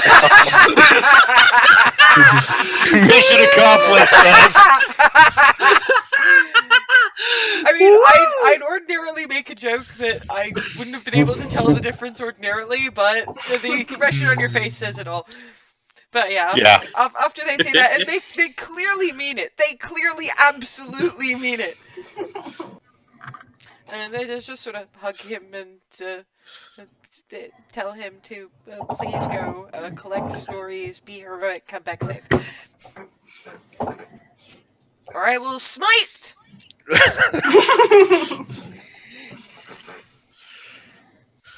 And probably by about that point, Darvin has said his goodbyes to Evan, so Darvin's just approaching the room when he's hearing, and I will smite! I'm just. Well, given the voice, doesn't surprise me. Yeah, find these 3 more or less sitting on the bed, and apparently encouraging Froseth to go out, be heroic, come back. Come back safe and sound, and thus Skylar, or I will smite. We can't hear you, Ethan. Sorry, leaned on it. Of course you did. Of course I did. I'm like in the doorway enough to be seen, just sort of grin, just no. I kind of wave at him. You didn't take care of him, right? Always. And Skylar is just going, cause if he doesn't come back, okay, I'm gonna go out and smite it. And Faraday's gonna help. I am. I don't know. Then we'll make sure you don't have to. Yeah, I don't know whether I'll learn magic or the bow or the sword or all of them or something. I don't know, but I'll find a way. I know you will. You already have once before. Whatever you decide to pursue, Faraday, you're going to be amazing at it. The problem is that I kind of want to pursue everything, but that was my problem when I was still growing up at home, because I kept having to do the little apprenticeships, and I just wanted to do everything, and they wanted me to sit and do one, and I was like, but I want to do that, and I want to do that. Anyway, I don't want to keep everybody waiting, so have lots of adventures, and I'll have different kinds of adventures, and we can tell each other stories when you come back. It's a deal. More hugs, and Faraday and Skylar are both kind of looking at Darvin, because him coming to say goodbye to them is not usual. You remember the conversation we had before when I asked you a little bit about Bomb Hut? Uh-huh. Well, I wanted to share with you guys a little something that happened overnight. And I proceed to describe, the dream and everything, just to just to keep it short, because we're over break. So yeah, Faraday does point out that that's what he wanders around the world like when they're being human, and that the canaries are actually polymorphed gold dragons. Oh. Wow. Wow. Wow. Okay. So, assuming you remember if there's any other tests, to be respectful. Oh yeah. I was. I mean, from the from the description, it's obvious I was. Yeah. No, I just mean in the future. And maybe don't stare at them like that. I don't think dragons like to be stared at like that. And Faraday, who's heard some of the stories, going, they don't. Trust me. Yeah, thinking back to a few individuals. Yeah, no, they really don't. They bestow upon him hugs, although not with quite the same fervor as they. Of course not. And Rizwin, I assume, just general goodbyes to the kids, to Mom and Mama, flying visit, but great to see you kind of thing. Mostly, but also a little heart-to-heart with Oscar, I think it was. Yes. Along the lines of, remember, he's shown the designs, and some of them look pretty ambitious for his age, but he's clearly working up to it in a sensible way. Indeed. But along the lines of small beautiful things help people remember the beauty. He clearly just sits down and actually thinks about this. And then sort of turns up, just breaks the thoughtful look just enough to sort of ballistic, smaller dwarf hug at her. Thank you, come back soon. I'll try. Hugs his designs to him, but still back to the thoughtful look and wanders off, clearly musing on this bit of wisdom. Eventually, things are packed, goodbyes are said. Most of the kids sort of wind up waving from windows rather than going out, mostly because it's nippy outside. But Tully and Miranda do come out in their cloaks and make sure that everything is packed up and okay, and provide each of you with a small sack, which is each of them are filled with small portable baked goods, decorated sugar cookies for the most part, because they keep well and they can be Flitty's snack, because Flitty is already sitting on top of the head of the horse that you guys are using to pull your cart. This is looking very, very proud, and is the little butterfly wings extended and just going, more adventure!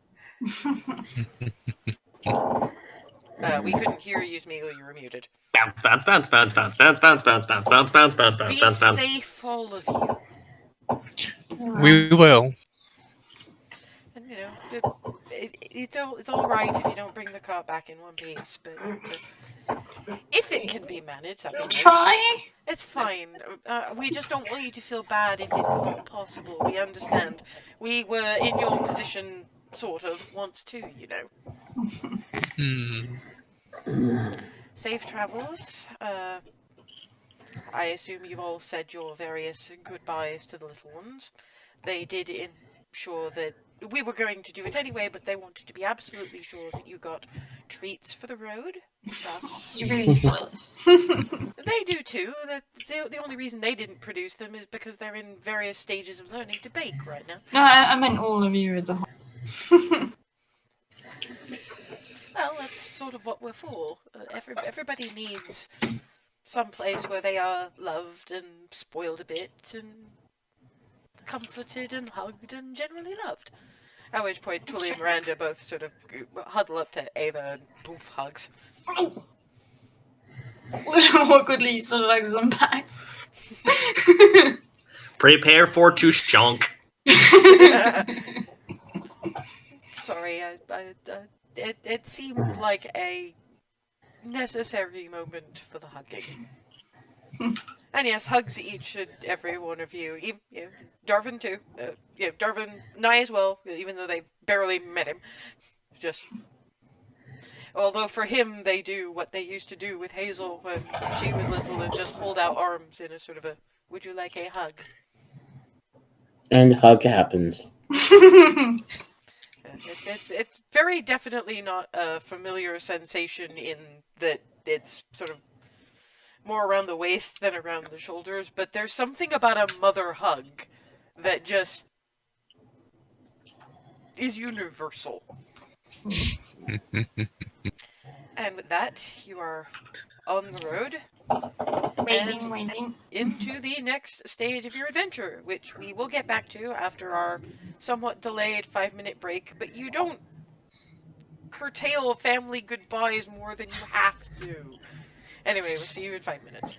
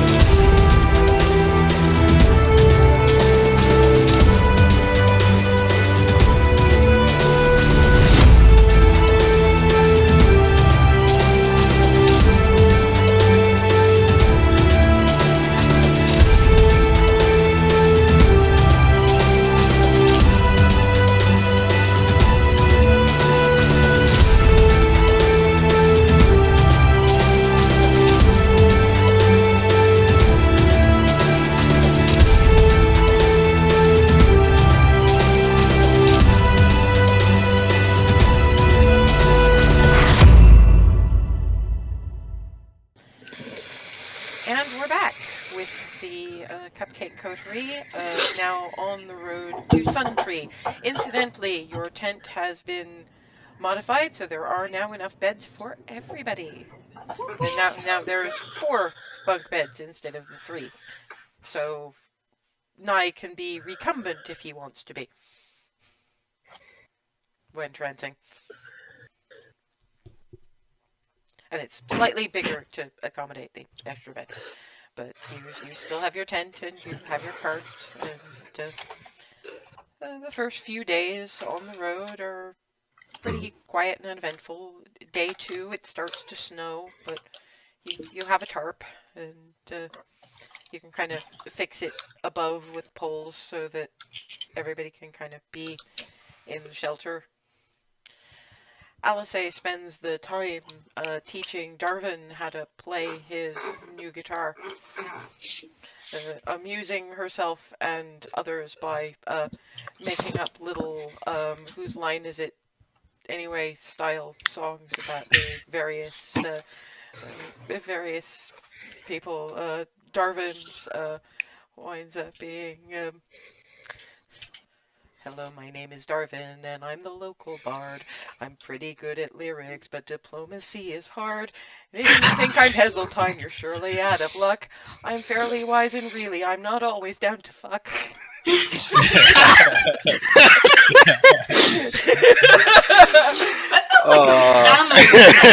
Not always down to.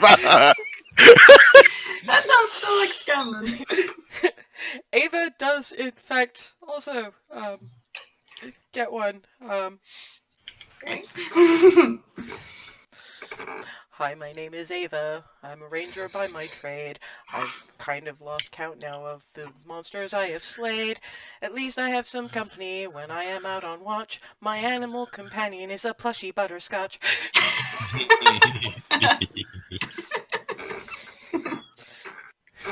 That kind of thing, you know. So that's Darwin's introduction to learning to play the guitar. She basically teaches him the phrase and gets him to play it enough to get him to learn how the chording works, etc. While singing about the various people, and then moves on to slightly more complicated chording.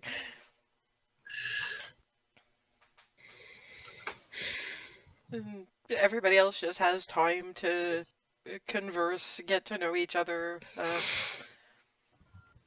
Any particular bits and pieces that anybody wants to discuss while they're on the road?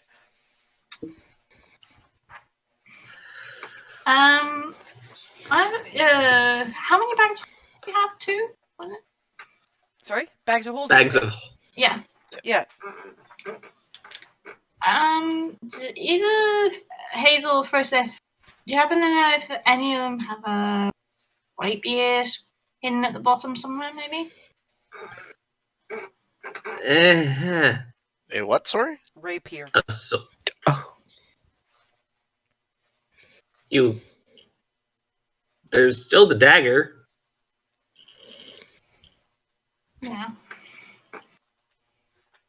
No. Because I can confirm that I don't have anything of that nature. I mean, it's no big issue. It's just. Yeah, and I think I don't have my original. If I remember correctly, I gave that. I'm just looking introspective about that question. Ramas, I believe. Yeah, I believe so.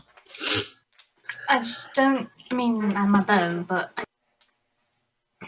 I don't know what she's capable of, and I just be ready.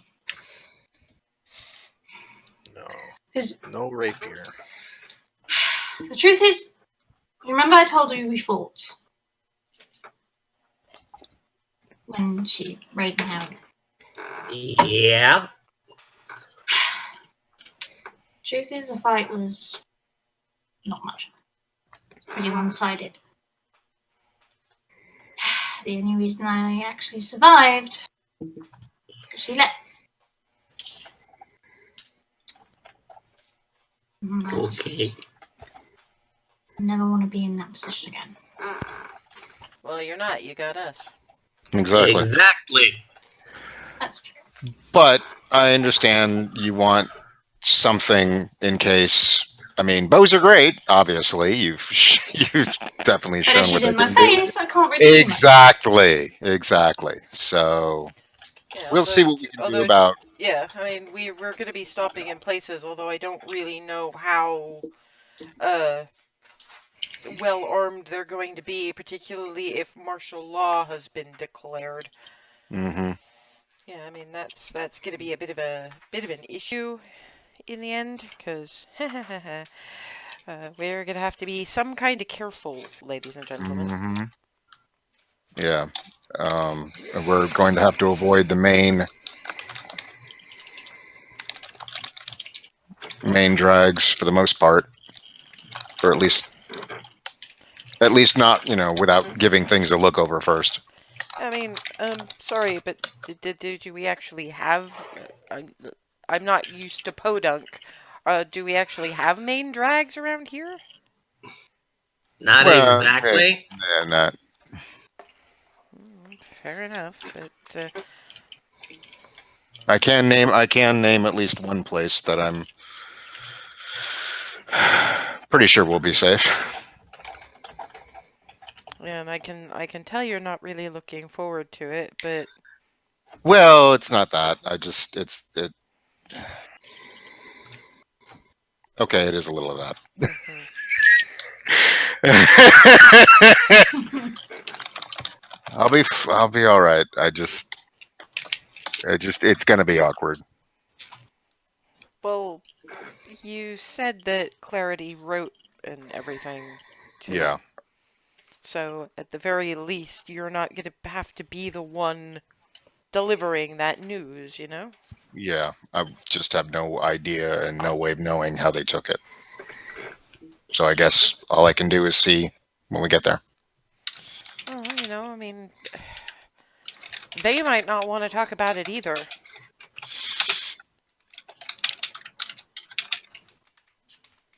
I'm not. Well, anyway, we'll worry about that when we get to it. But that's at least one destination that is a definite on the list. Ava, I don't know. At this point, at this time, given our need for careful expediency, Mhm. I don't think we're probably going to want to avoid Oh yeah, I didn't mean we were going to go there your specifically, place. but Okay. we'll be But near being enough mindful to, of the her. possibility. Yeah, no, I agree. We won't go looking for it, but You yeah, never we know know. she's there, and yeah, with our luck, yeah, it's good to bear in mind. Well, as long as we're not going through the capital, it shouldn't be too much of a problem, but... Mm-hmm. Yep. Because if I'm recognized, that might get bad. Oh! Well, the problem with... The reason I'm not worried about it is you probably changed, tugs at her own hair just to Yeah. indicate you. And they already think there's an Ava. Yeah, she's impersonating you, remember? Mm. I don't think she wants to, but it's something that we have to keep in mind.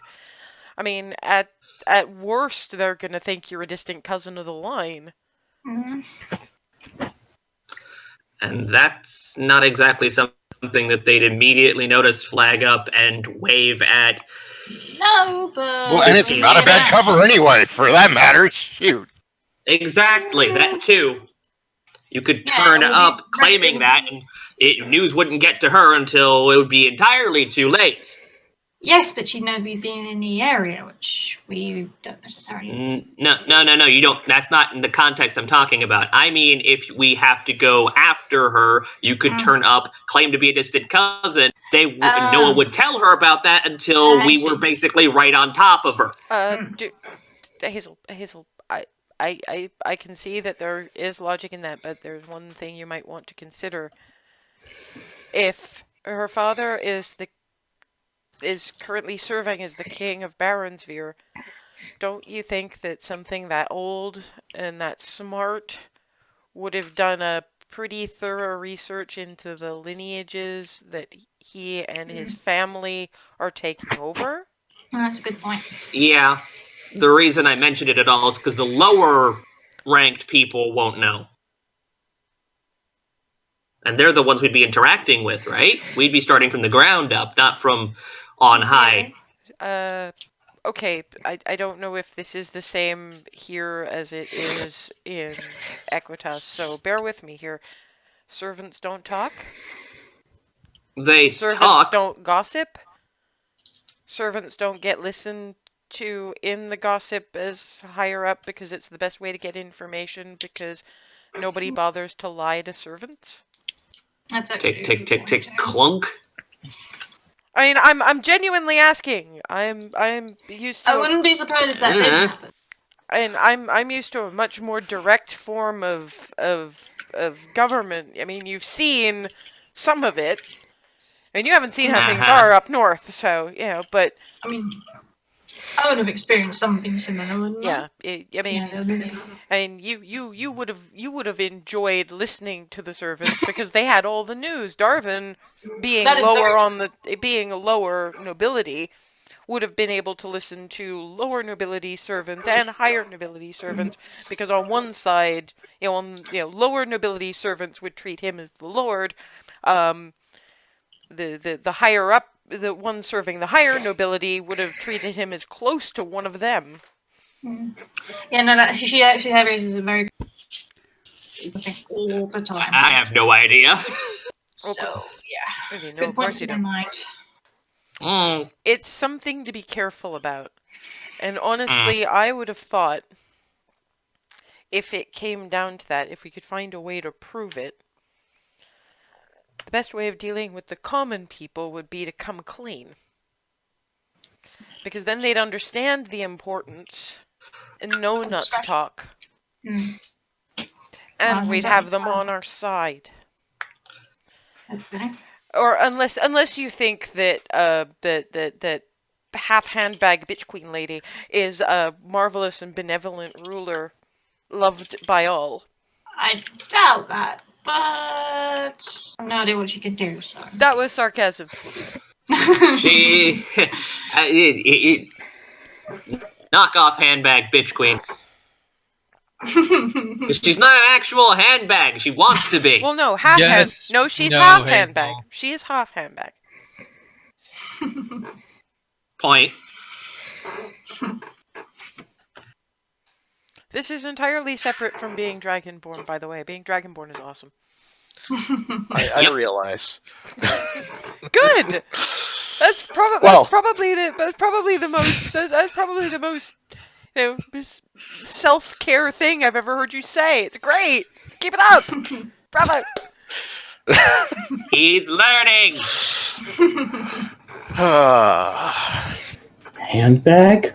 So usually carried by wealthy women, smaller than your average haversack, generally made of leather. The more fancy ones are generally, something scaled, something a bit more exotic than your average cow. So, handbag. Or purse in American. No, he's known me longer than all of y'all. He knows entirely too well what a handbag is. Out of character. In character, he does require the explanation. And so it's the women the women who've had some dealings with wealthy women explaining what a handbag is. Sorry. Remy is probably aware that if a woman with a handbag comes into her family bakery, there is going to be a lot of snapping fingers and treating like slightly subhuman rather than being polite. And may I speak to your manager? If they were living in a society that had more in the way of managers, but more of the I will be telling my friends about you. Well, more of a looking at the kid behind the counter, going, "Can you get your parents, please?" This is why after about the third such person, Remy was never allowed to work the counter anymore. Which does explain why Alice and Remy never met before that.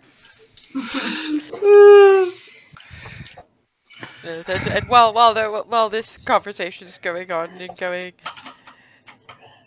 actually, that's a good point, Remy. How did you deal with customers at your parents' bakery? Oh no.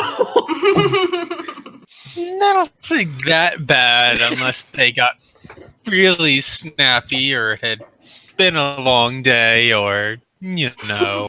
How It was a many did you Tuesday. punch? Oh, day that ended in Y. Yeah, okay. Maybe not How that many bad, but did you know. punch, Remy? How many did you punch? I don't think she punched anybody unless it'd have to have been pretty bad to go that far. Have you worked retail? That's just, so he said, yeah. So there was the possibility it could have gotten. There was a that bad. temptation.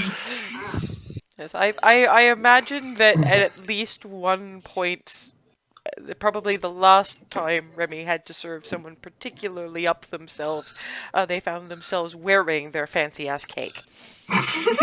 See, that's a bit more likely.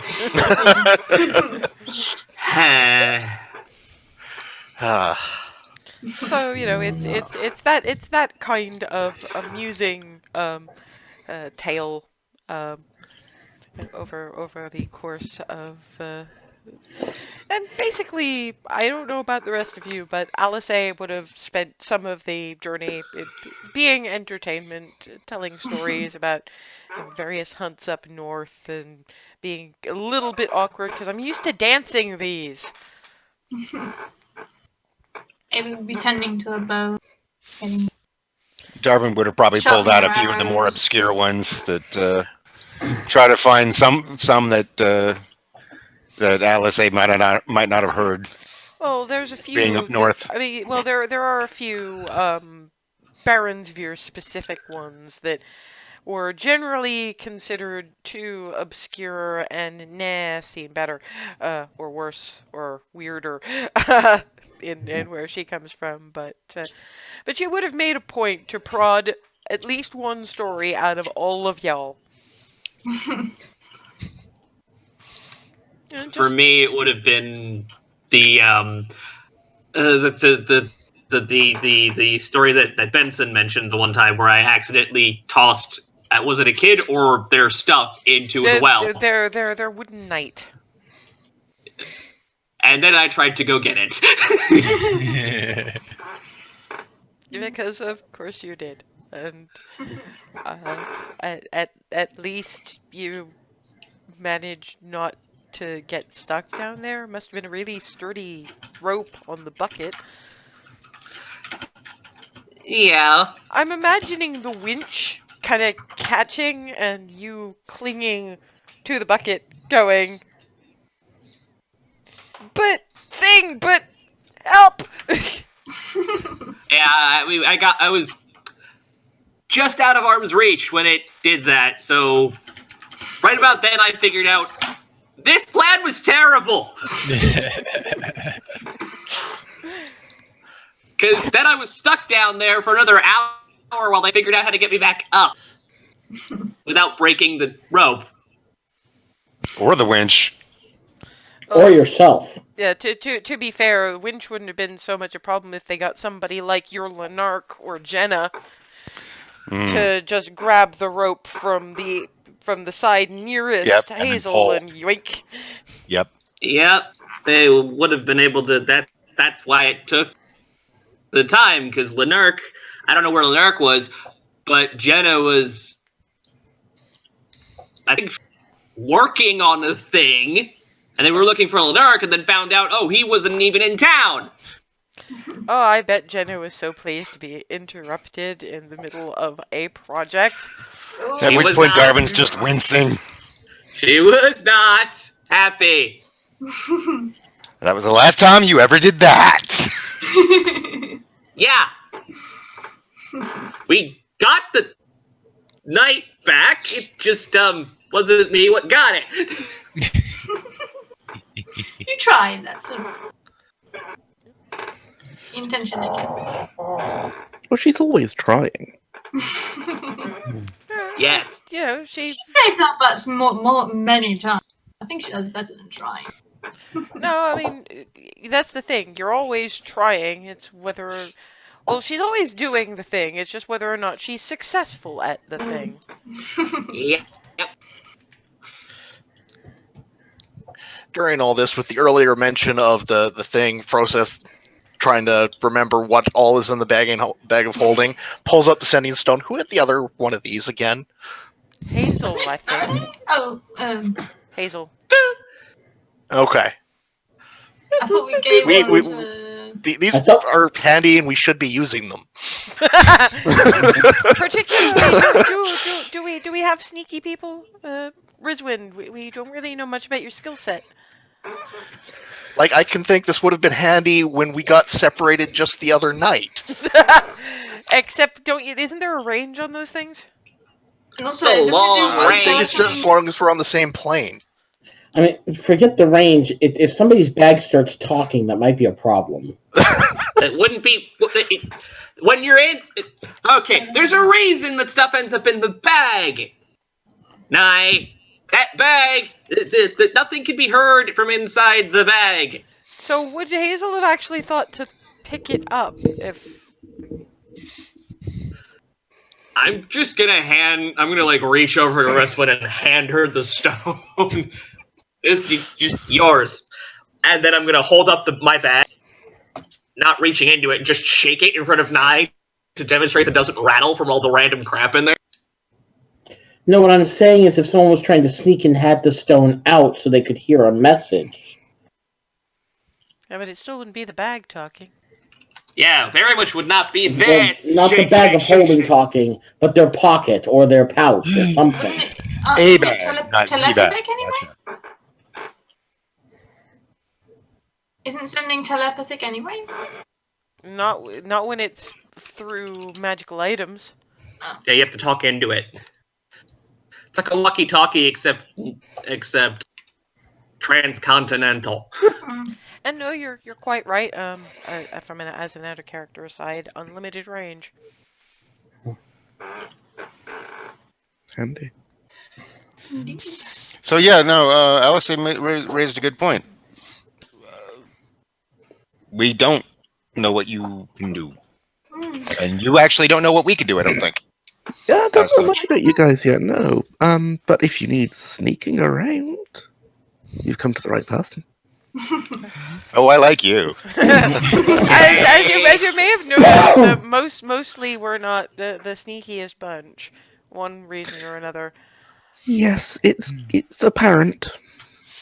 I'm a little sneakier than. Remy Planks. I'll say. I mean, I'm Without outside assistance.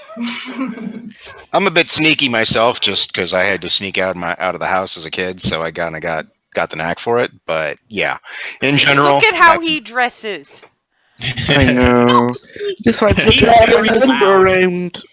You wouldn't Well, believe look. anyone dressed very flamboyantly would be trying to sneak, would you? Well, I mean, I dress down when I'm not on stage. But look at me, low key. Yeah, because you're By contrast, Remy clanks and I'm a klutz. and hi, I've got the hair. Well, and I'm the one that Doing- tripped over the freaking crate of pots and pans when I was actually trying to be sneaky. So you And know, we can't really blame Froseth because he's 6.5 feet tall and silver. He Although- sparkles. and Although wonderful. he does fairly well, to be honest. I've seen him pull some fairly impressive sneak.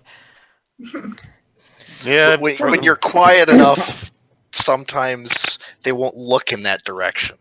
Besides, sometimes dazzle works. That explains some of Darvin's successes and mine. Interesting how sparkly works. In terms of what we can do, I may as well start. I'm not human. Let's start with that. I am what is known as Azamar. I'm a tiny bit celestial, which means once a day I can sprout glowy wings, do extra wholly damage to anything that comes anywhere near, and heal a bit.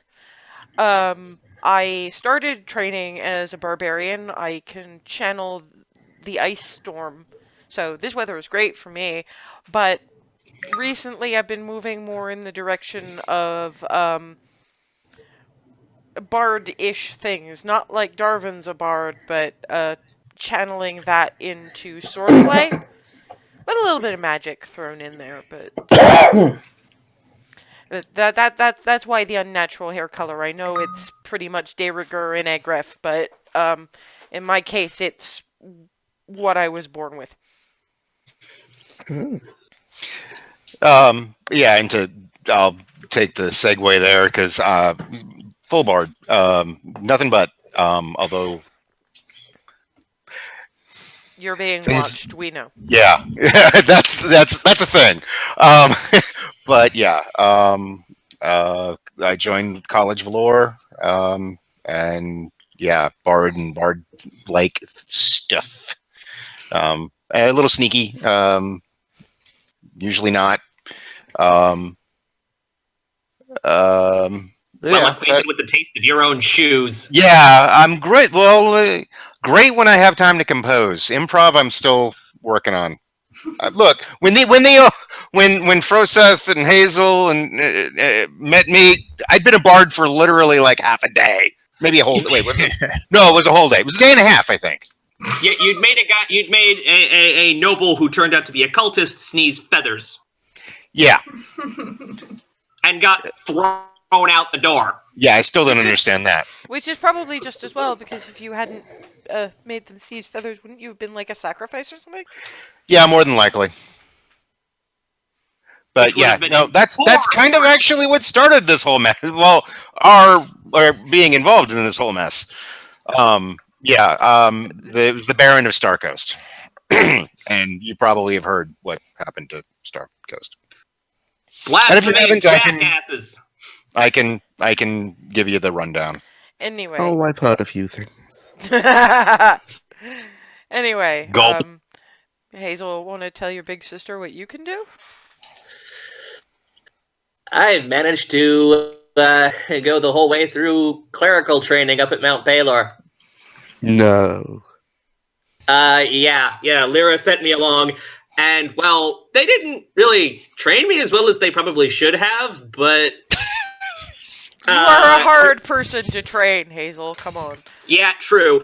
The plus side, though, is, they kept giving me increasingly heavy armor and weapons to run around in, so,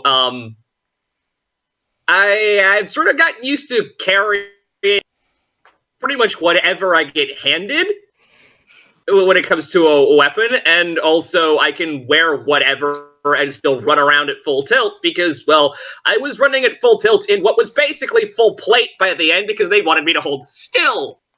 So they sent me to run laps in full plate. Well done, sis. I'm pretty sure they were trying to tire her out in the hopes that if they tired out her body, her mind would slow down enough to actually learn things. Yeah, well. Seems to have worked pretty didn't well. really slow.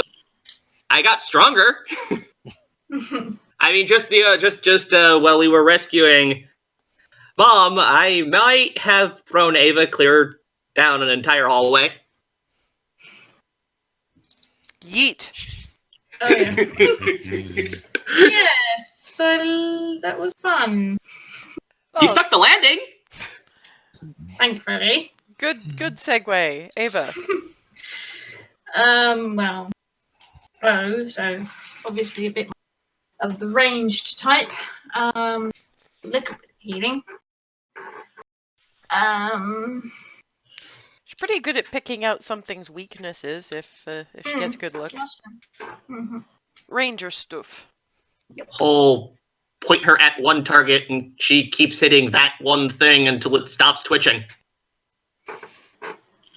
A useful skill. Nye.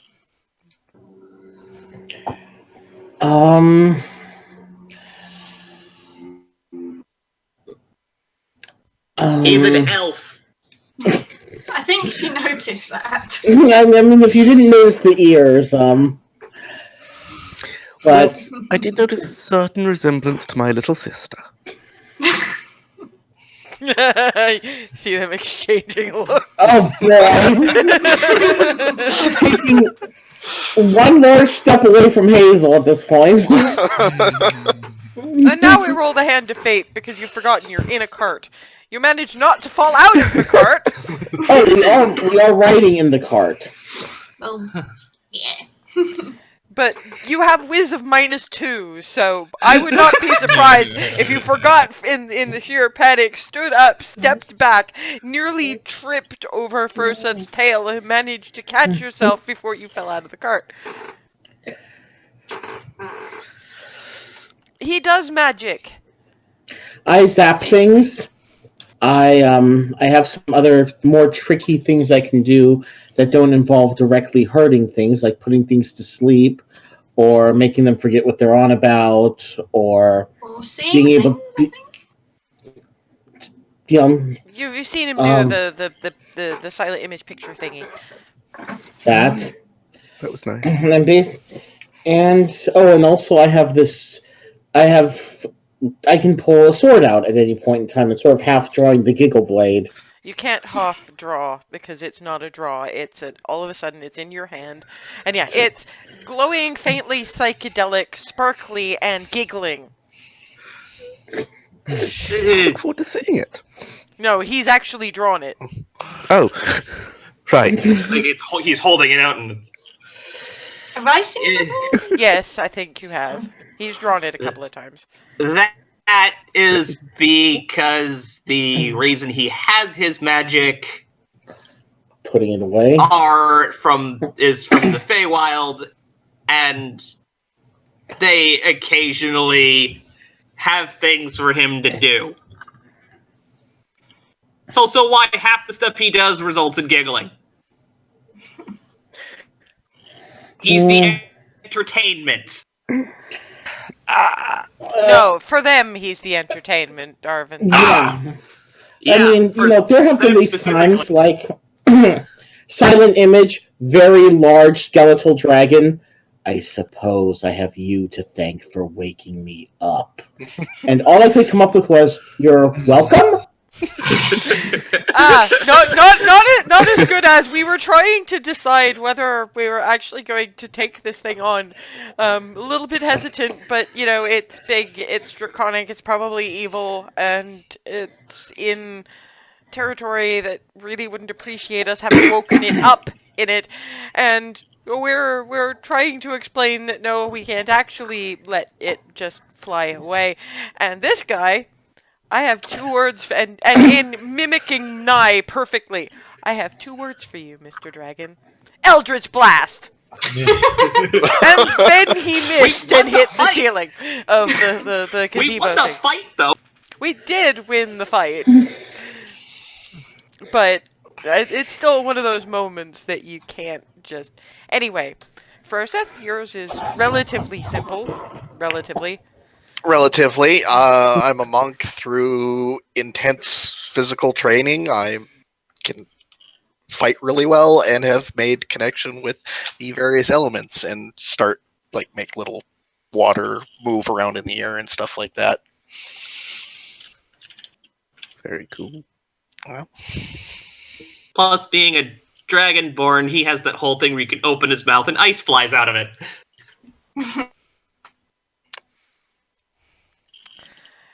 And I have to admit, I am really curious about exactly how you're going to answer this, Remy.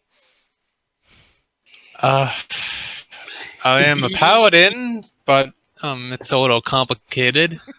But regardless, she thumps her chest plate. I stand in the front and get people's attentions.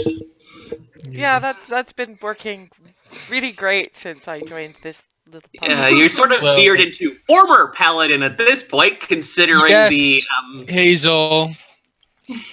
contact. Let Remy tell the tale. Come on. Remy ignores Hazel and looks to Al, say, "Well, you do a very good job at getting people's attention too." Especially yours. I will take that in the spirit spirit in which it was meant on both accounts. Thank you. And I know healing magic and more offensive magic as well, and the holy variety. She shrugs a bit. Basically, paladin with some added extras, let's just say. Yep. Yeah, so that's basically us. You'll have noticed a distinct lack of dedicated sneaky. Yeah, well, okay, you all know I'm artisanal, but there's a bit of a cant to that, if you know what I mean, Gov. I think I know perfectly well what you mean. My earlier upbringing was in the alleys of Belarus, so I know exactly what you're talking about. Good, but yeah, had to skate around a bit, learn to rustle the leaves, and the best attack is always the one they don't see coming. On that Besides which, I am a dwarf. note, I can see in the dark. yes, unfortunately, that's slightly interrupted with the best attacks are the ones that you don't see coming. Out of the trees to your left pounces something white, lizard-shaped, thankfully without wings, and jumps the horse. Do we see it coming at all? No. You are a little Even bit with my too perception? You're a little bit too distracted, and you don't even want to think about some of the numbers this die rolls. Besides, this is good because it means its surprise attack is going for the horse and not you. Mm-hmm. Horsey. Well, there goes half the transportation. Well, no, I mean, it hasn't killed it yet. Ah! It's that yet I'm worried about. They have a huge ton of hit. Actually,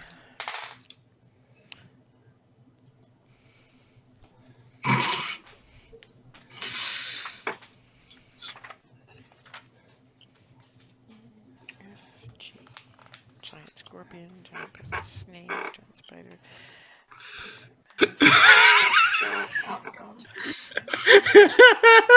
Why are there no stats for horse?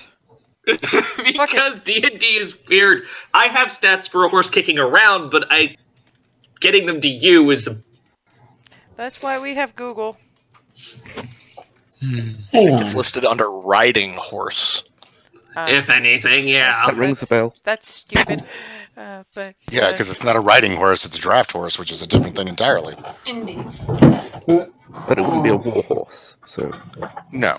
Okay, here we go. no. How about no? We Wrong universe.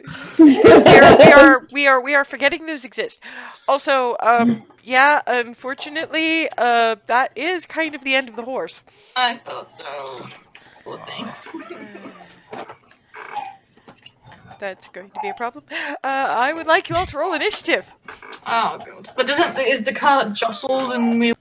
Well, you've definitely seen this large critter, which I should probably borrow. Just took out I'm going to freaking horse. rolling again for good advantage. 23. 9. Unfortunately, I do not have a Nat 20. Nice. 5. Nice. So this thing kind of just jumped on the back of the horse and slit its throat, basically.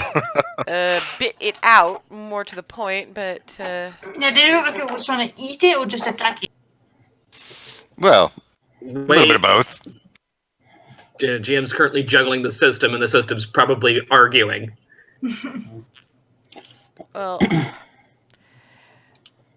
I'm more trying to find something that will be useful as a map, because I wasn't sure how far you guys were going to get tonight. So, I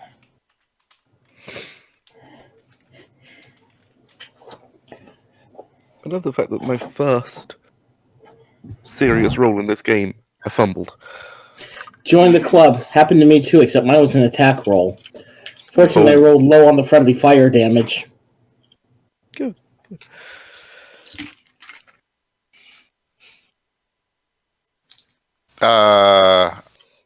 It didn't. Well, it did. I don't see it in chat.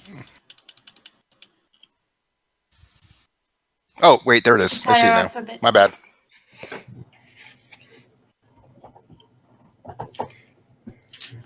I forget how many. We have so many more people. I have to scroll that much farther. I forgot. Sorry.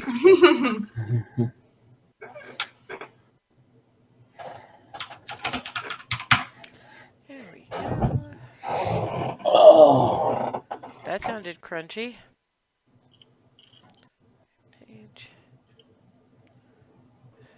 I'm trying to keep things tidy as we go, but can be a little bit tricky when you have as many maps as I do.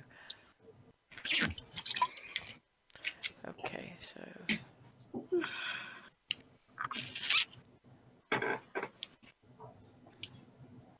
You can never have too many maps. apparently not. No.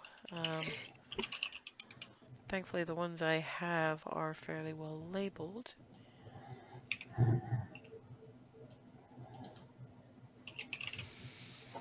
That's good. Oh.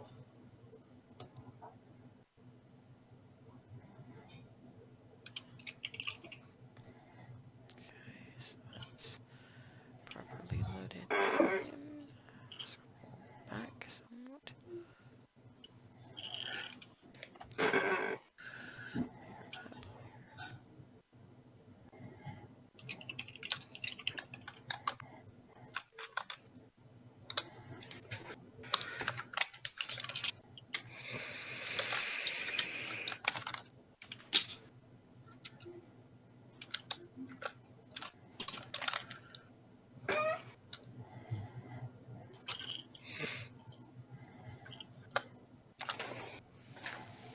That should about do it.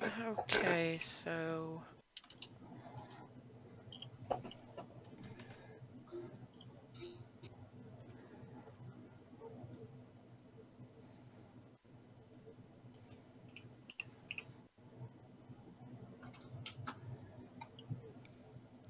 rotate that appropriately, because Oh. it'd help if I was on the right particular map. Here, token layer. Okay, there we go. Rotate that. Okay, so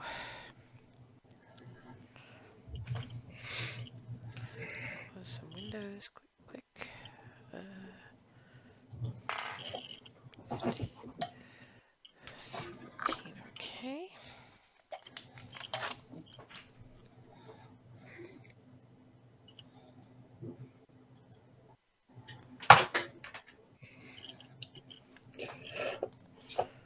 Oh, that's shiny. Okay. Except Darwin, being Darwin, still manages to go first, because unfortunately nat 20s don't, depending on the situation, don't. Besides, he's got his dagger of warning, and that's, unfortunately, while he got the impression of it coming, he couldn't exactly stop it from massacring the horse.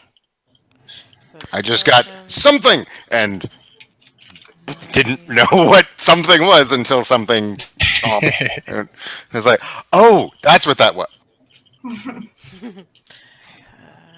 Oh, right.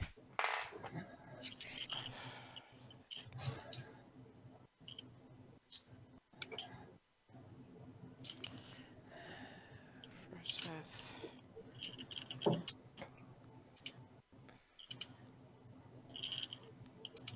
maybe Eva.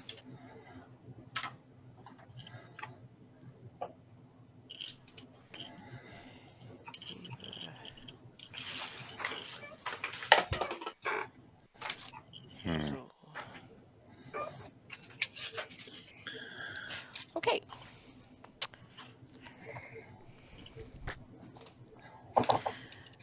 Let's put you in some semblance of order here.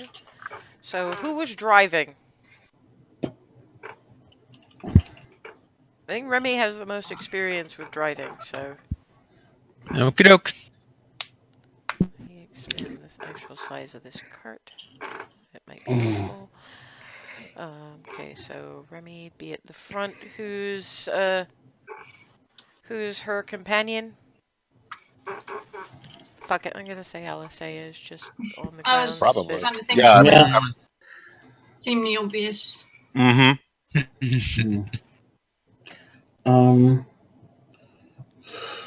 Roll 20. Okay, who are the two behind them? I'll be behind them. Okay, I'm probably sitting, yeah, it'll probably be Ava and me. okay, so Darvin and Ava. Okay, so scrunched behind them. Riswin. Oh, I forgot to change your freaking. Yeah, we're all still seeing the town. Yeah, I haven't moved Yeah. the thing yet. Yep. But I'll do that now. There you go. Okay, so who's sitting with...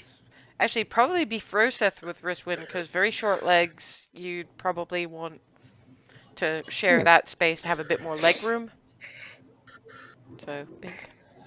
As I promise, I will change your token. If it ends really weird. So that leaves Nye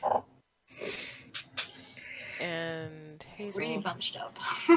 Well, yeah, you're sitting in the cart. Yeah. And Hazel sitting next to older sister. No. And what we need right now is... We definitely do not need something with wings. I'm all sort of reaching up, I suppose.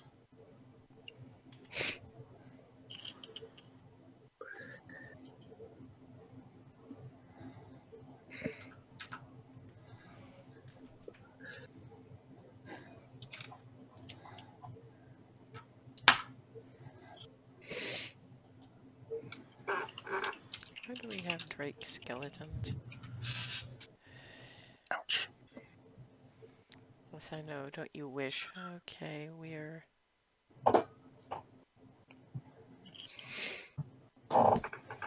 Nothing in white and nothing without wings.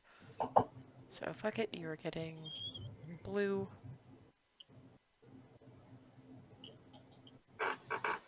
And it's kind of there, chomping on your horse and then hissing at you. Darvin! Well, in the interest of considering my go-to is Thunderwave, but there's people in front of me, I'm not doing that. I'm going instead to Magic Missile at level 2. So let me do that first. Get to my character sheet. Here we are. So that's going to be 4 missiles, all told. Okay, So, you have your clicky button. Go for it. yep. 1, 2, 3, 4.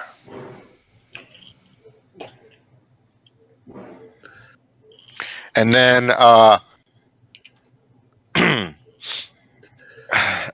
let's say kill this thing at 8-hour horse, but goddamn, with our luck, all I can say about this is, of course.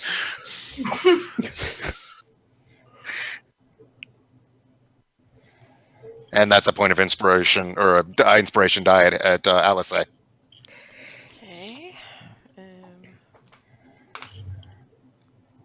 And that's my turn. Yep. I believe. I just have maths to do because, let's see, that's 4, 8, 13.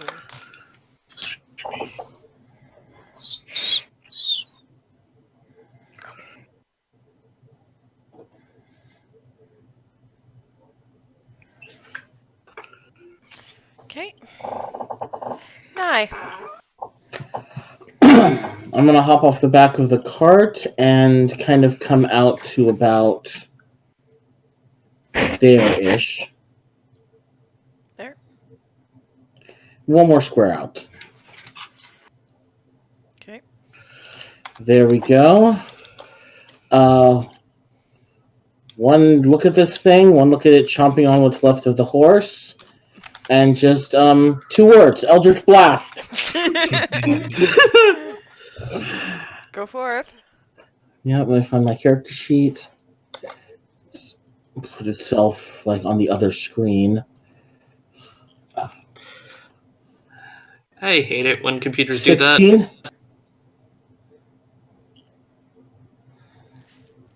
Nope. Just misses. Okay, shot 2. 15. That's gonna miss.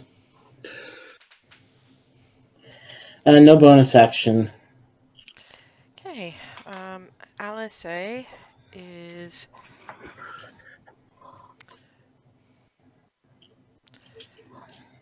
going to use her action to... This is the first time Rizwin has seen this. When she talked about wings, she was not kidding. Ephemeral white gold wings just erupt from her back. In a display that's got the dragon sort of looking up, and there's a... Well, drake, really. This is a this is a drake. I'm absolutely sure there's nothing else I can do at this stage.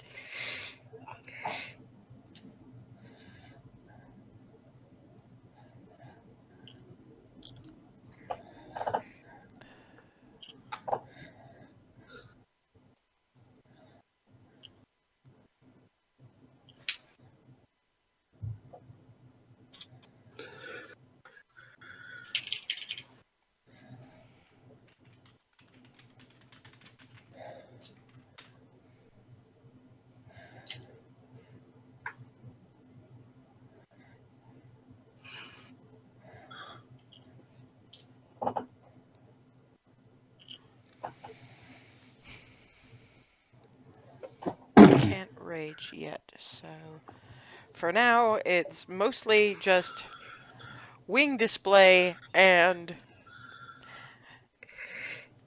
basically yelling, "I've killed dragons who are who you'd be a mouthful for, you nasty little bit of eventual luggage."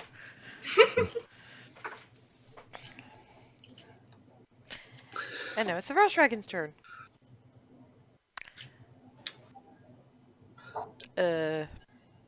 Not overly happy with Darvin, because Darvin did actually shoot at it for a while, but there's something big and glowy and yelling at it. And so...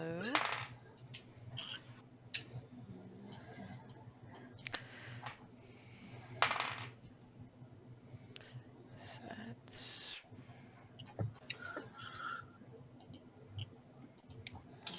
Nope, nope, and...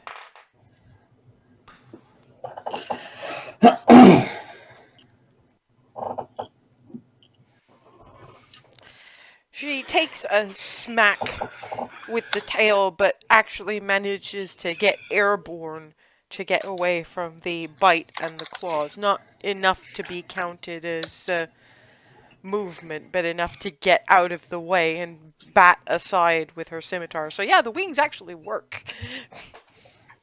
And that's just about everything it can do, isn't it?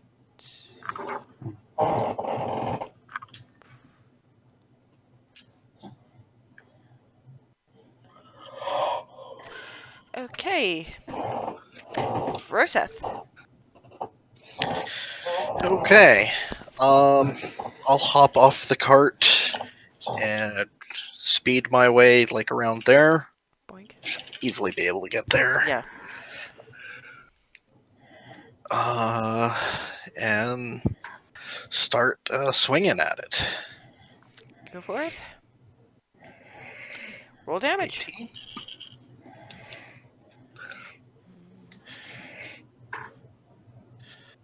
Okay.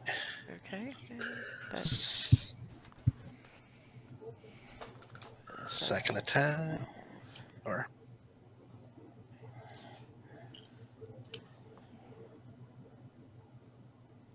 Okay, go ahead. Nope. that's gonna miss. Bonus action? Bonus action, use a key point, flurry of blows. What are the gloves set to? Red. Okay, so fire. I mean, it's Yeah. still one red, one blue, but that I just need to know whether you're doing hot or cold. I've made attacks in my sheet for it. Okay, cool. Yep. Roll damage. Okay, Another. awesome. So And that, second melee, second unarmed. That looks like a miss too. that is definitely a miss, but it's now the neck leans over in your general direction.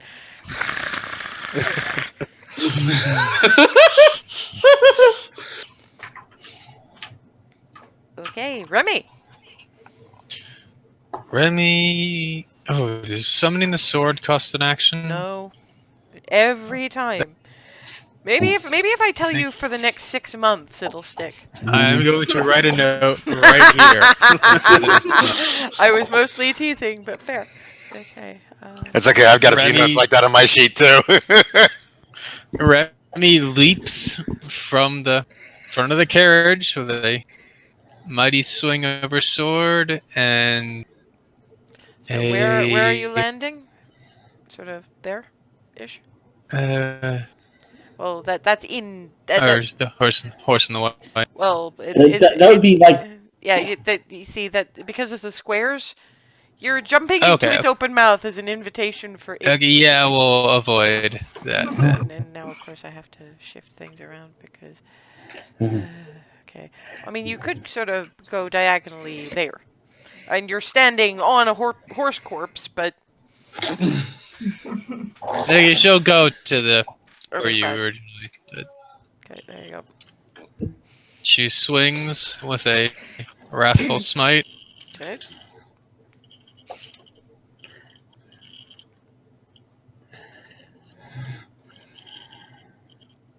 Ooh. Roll damage. Hot damn, Remy. Okay, so And that's 1, 2, 3, 1d6. Damn. And that's then not it, even counting the additional damage, so that's 5. That is an ex-dragon. Drake.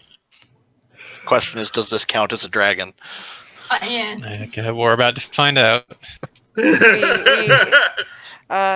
In all fairness, it does. I mean, it's still not going to kill it. It's not. But let's be fair. The scale splitter's damage is more than all of that combined. So that's 22.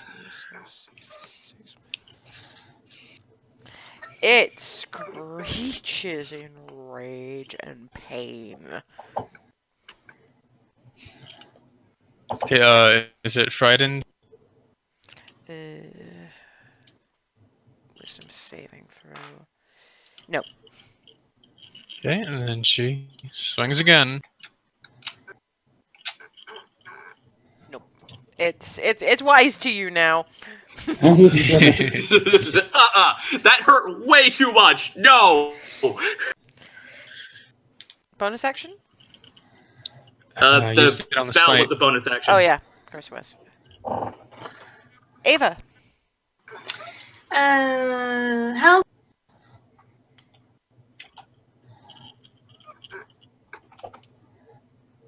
You're about 5 feet away from it. Yeah, but inside is it like much bigger than the sword? Around. Sorry, you broke up a lot here. It qualifies as large. Oh, so it's bigger than the horse. Can I jump off the cart, or is there top? Everybody else jumped off the cart. Okay.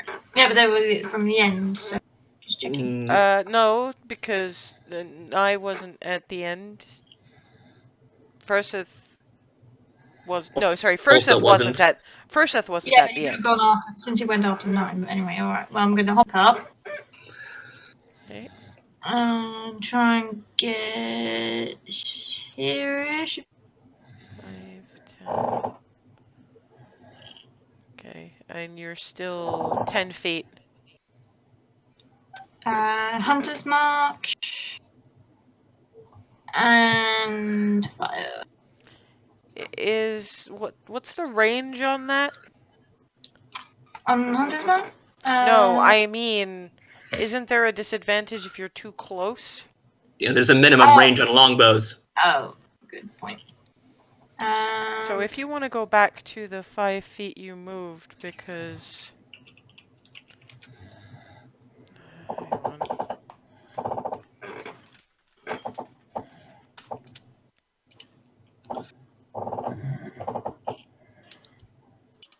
Oh, it doesn't... I just thought there was a point blank range was the disadvantage, but Yeah, it does appear to be. There's basically an ideal range, and there's a range at which you have to roll disadvantage, and a range at which you literally can't. So 10 feet's fine. It's a little awkward, but it's fine. Mm. I mean, you might want to move just a little Well, bit if back. I can back up a bit, yeah, I will. Yeah, because longbows have. No, it's that they have long range, but not. Ben's right. It's point blank range is a problem, but yeah, that makes sense. it's still better to get a little bit of distance. Yeah.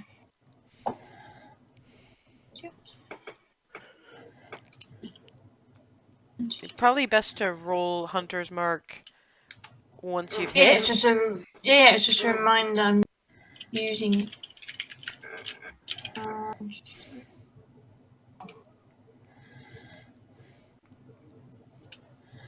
Okay, roll damage, but you're keeping that Hunter's Mark. Yeah. Just click on longbow. Yeah. In the... So 10. Yeah, I meant to put the spell card, but it was Okay. second shot. 21. I'm picturing that arrow getting Robin Hooded. Extra. And then Hunter's Mark. Another 1. Total of 16. Okay.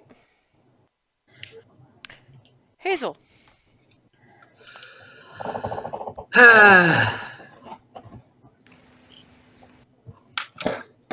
Gonna click the boots. Okay. I mean, this thing. I should warn you before you say that. This thing is badly hurt. Like nearly dead. Okay, I'm then going to stand to full height and cast Spiritual Weapon. Okay. As a glowing Jenna fist.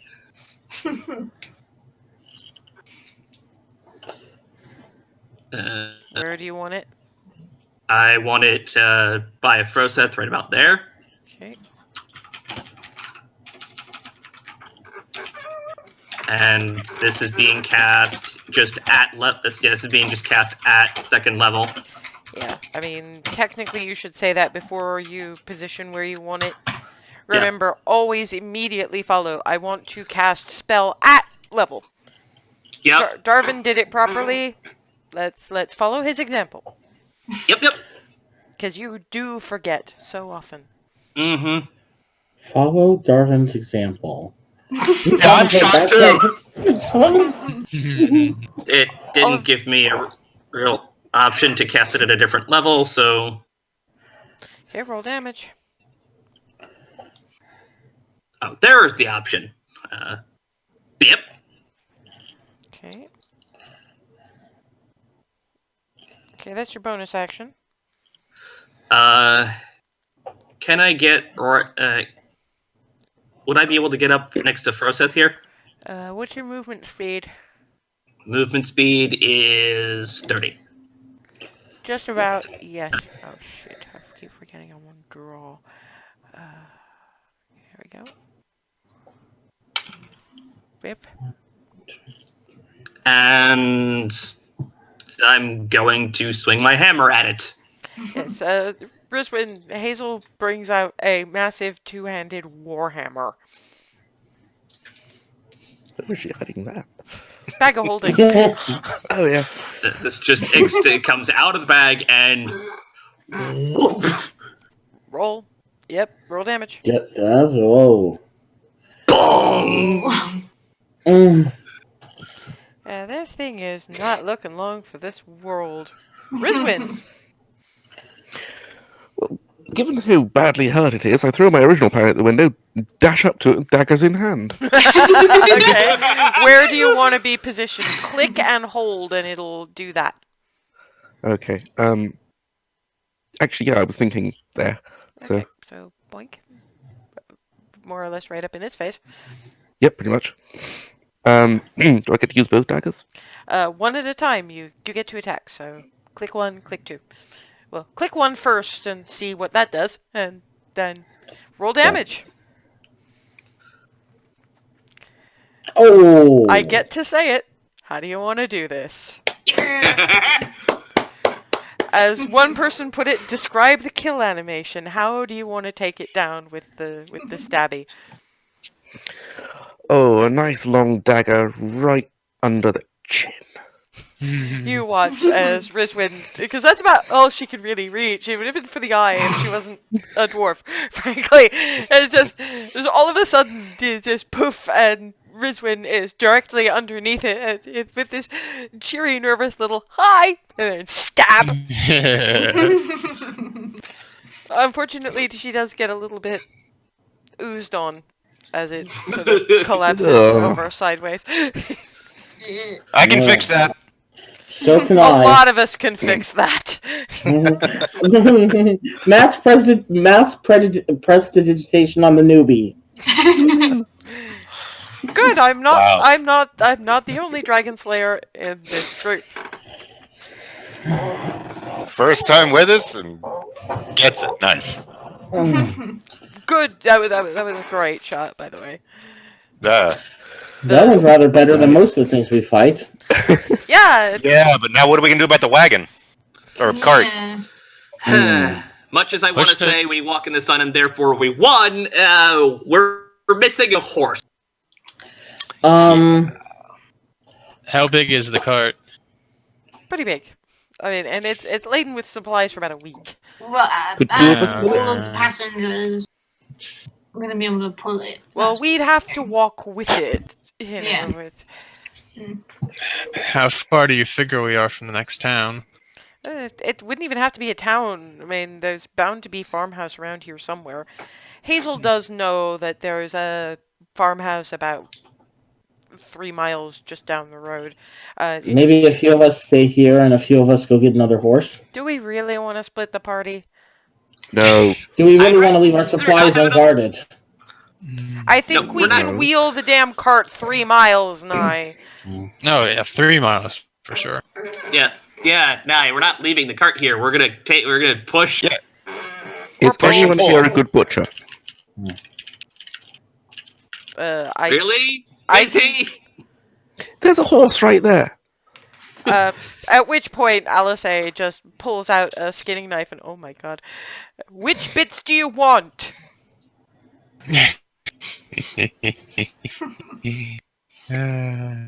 Whatever you judge best. She takes a few good chunks of flank, the kind of thing that you do well with just over an open fire. Some bits that would be better cured. Actually does take the liver. While we're at it, are drink bits any useful? Well, Anybody know? I'm skinning whatever I can find. Okay. Okay, thank you. I mean, sees the logic in the skinning. besides teeth, basically yanks one of the teeth, hands it to Rizwin. Your trophy, milady. Thank you very much. This will look nice on a chain. You should see my collection sometime. I did mention barbarian up north, yeah? Yeah. And she does come out with a good 10 feet of skin, various organs. There's no gland the way there was with the with the dragon. Several teeth and a fair bit of good horse meat. And if nothing else, the farmers might appreciate it. This is a time of year where your livestock isn't exactly there for the slaughtering, and your best chance of meat is going out and hunting deer. So, I guess onward to the farmhouse. Don't worry, Nye. We won't expect you to pull anything. Takes one of the hitching posts. Separates it from the horse corpse with a couple of slashes of a knife and grabs hold of one bit. Anyone want to help me on the other side of this? Yep. I'd probably Right, be steps best up. keeping guard on the side. I'll push at the back. Hazel, if you want to push at the back with Rizwin, I can handle the front with Remy, and the rest of you just flank us and keep an eye. Works I can for do me. that. Sounds good. I'm gonna stump around to the back. Scanning. And on that note, that thankfully you basically more or less fixed the sled runners to the wheels by this point, so it's relatively Slightly, easy yeah. to push. Although it's only the fact that Remy is used to marching in adverse conditions in general, and Alice is really good at walking through snow, that's making this moderately easy, because this is not an overly well-traveled road, and it's not like they have snowplows. So we will leave the Cupcake Coterie on the road to a local farmhouse, and I will see you all in 2 weeks' time to see what you encounter there. And hooray for new player getting our kill. That was perfect. It was. It Bravo. really was. That was fantastic. Bravo. That was nice. I will see I'm you pleased. guys in 2 weeks. Bye.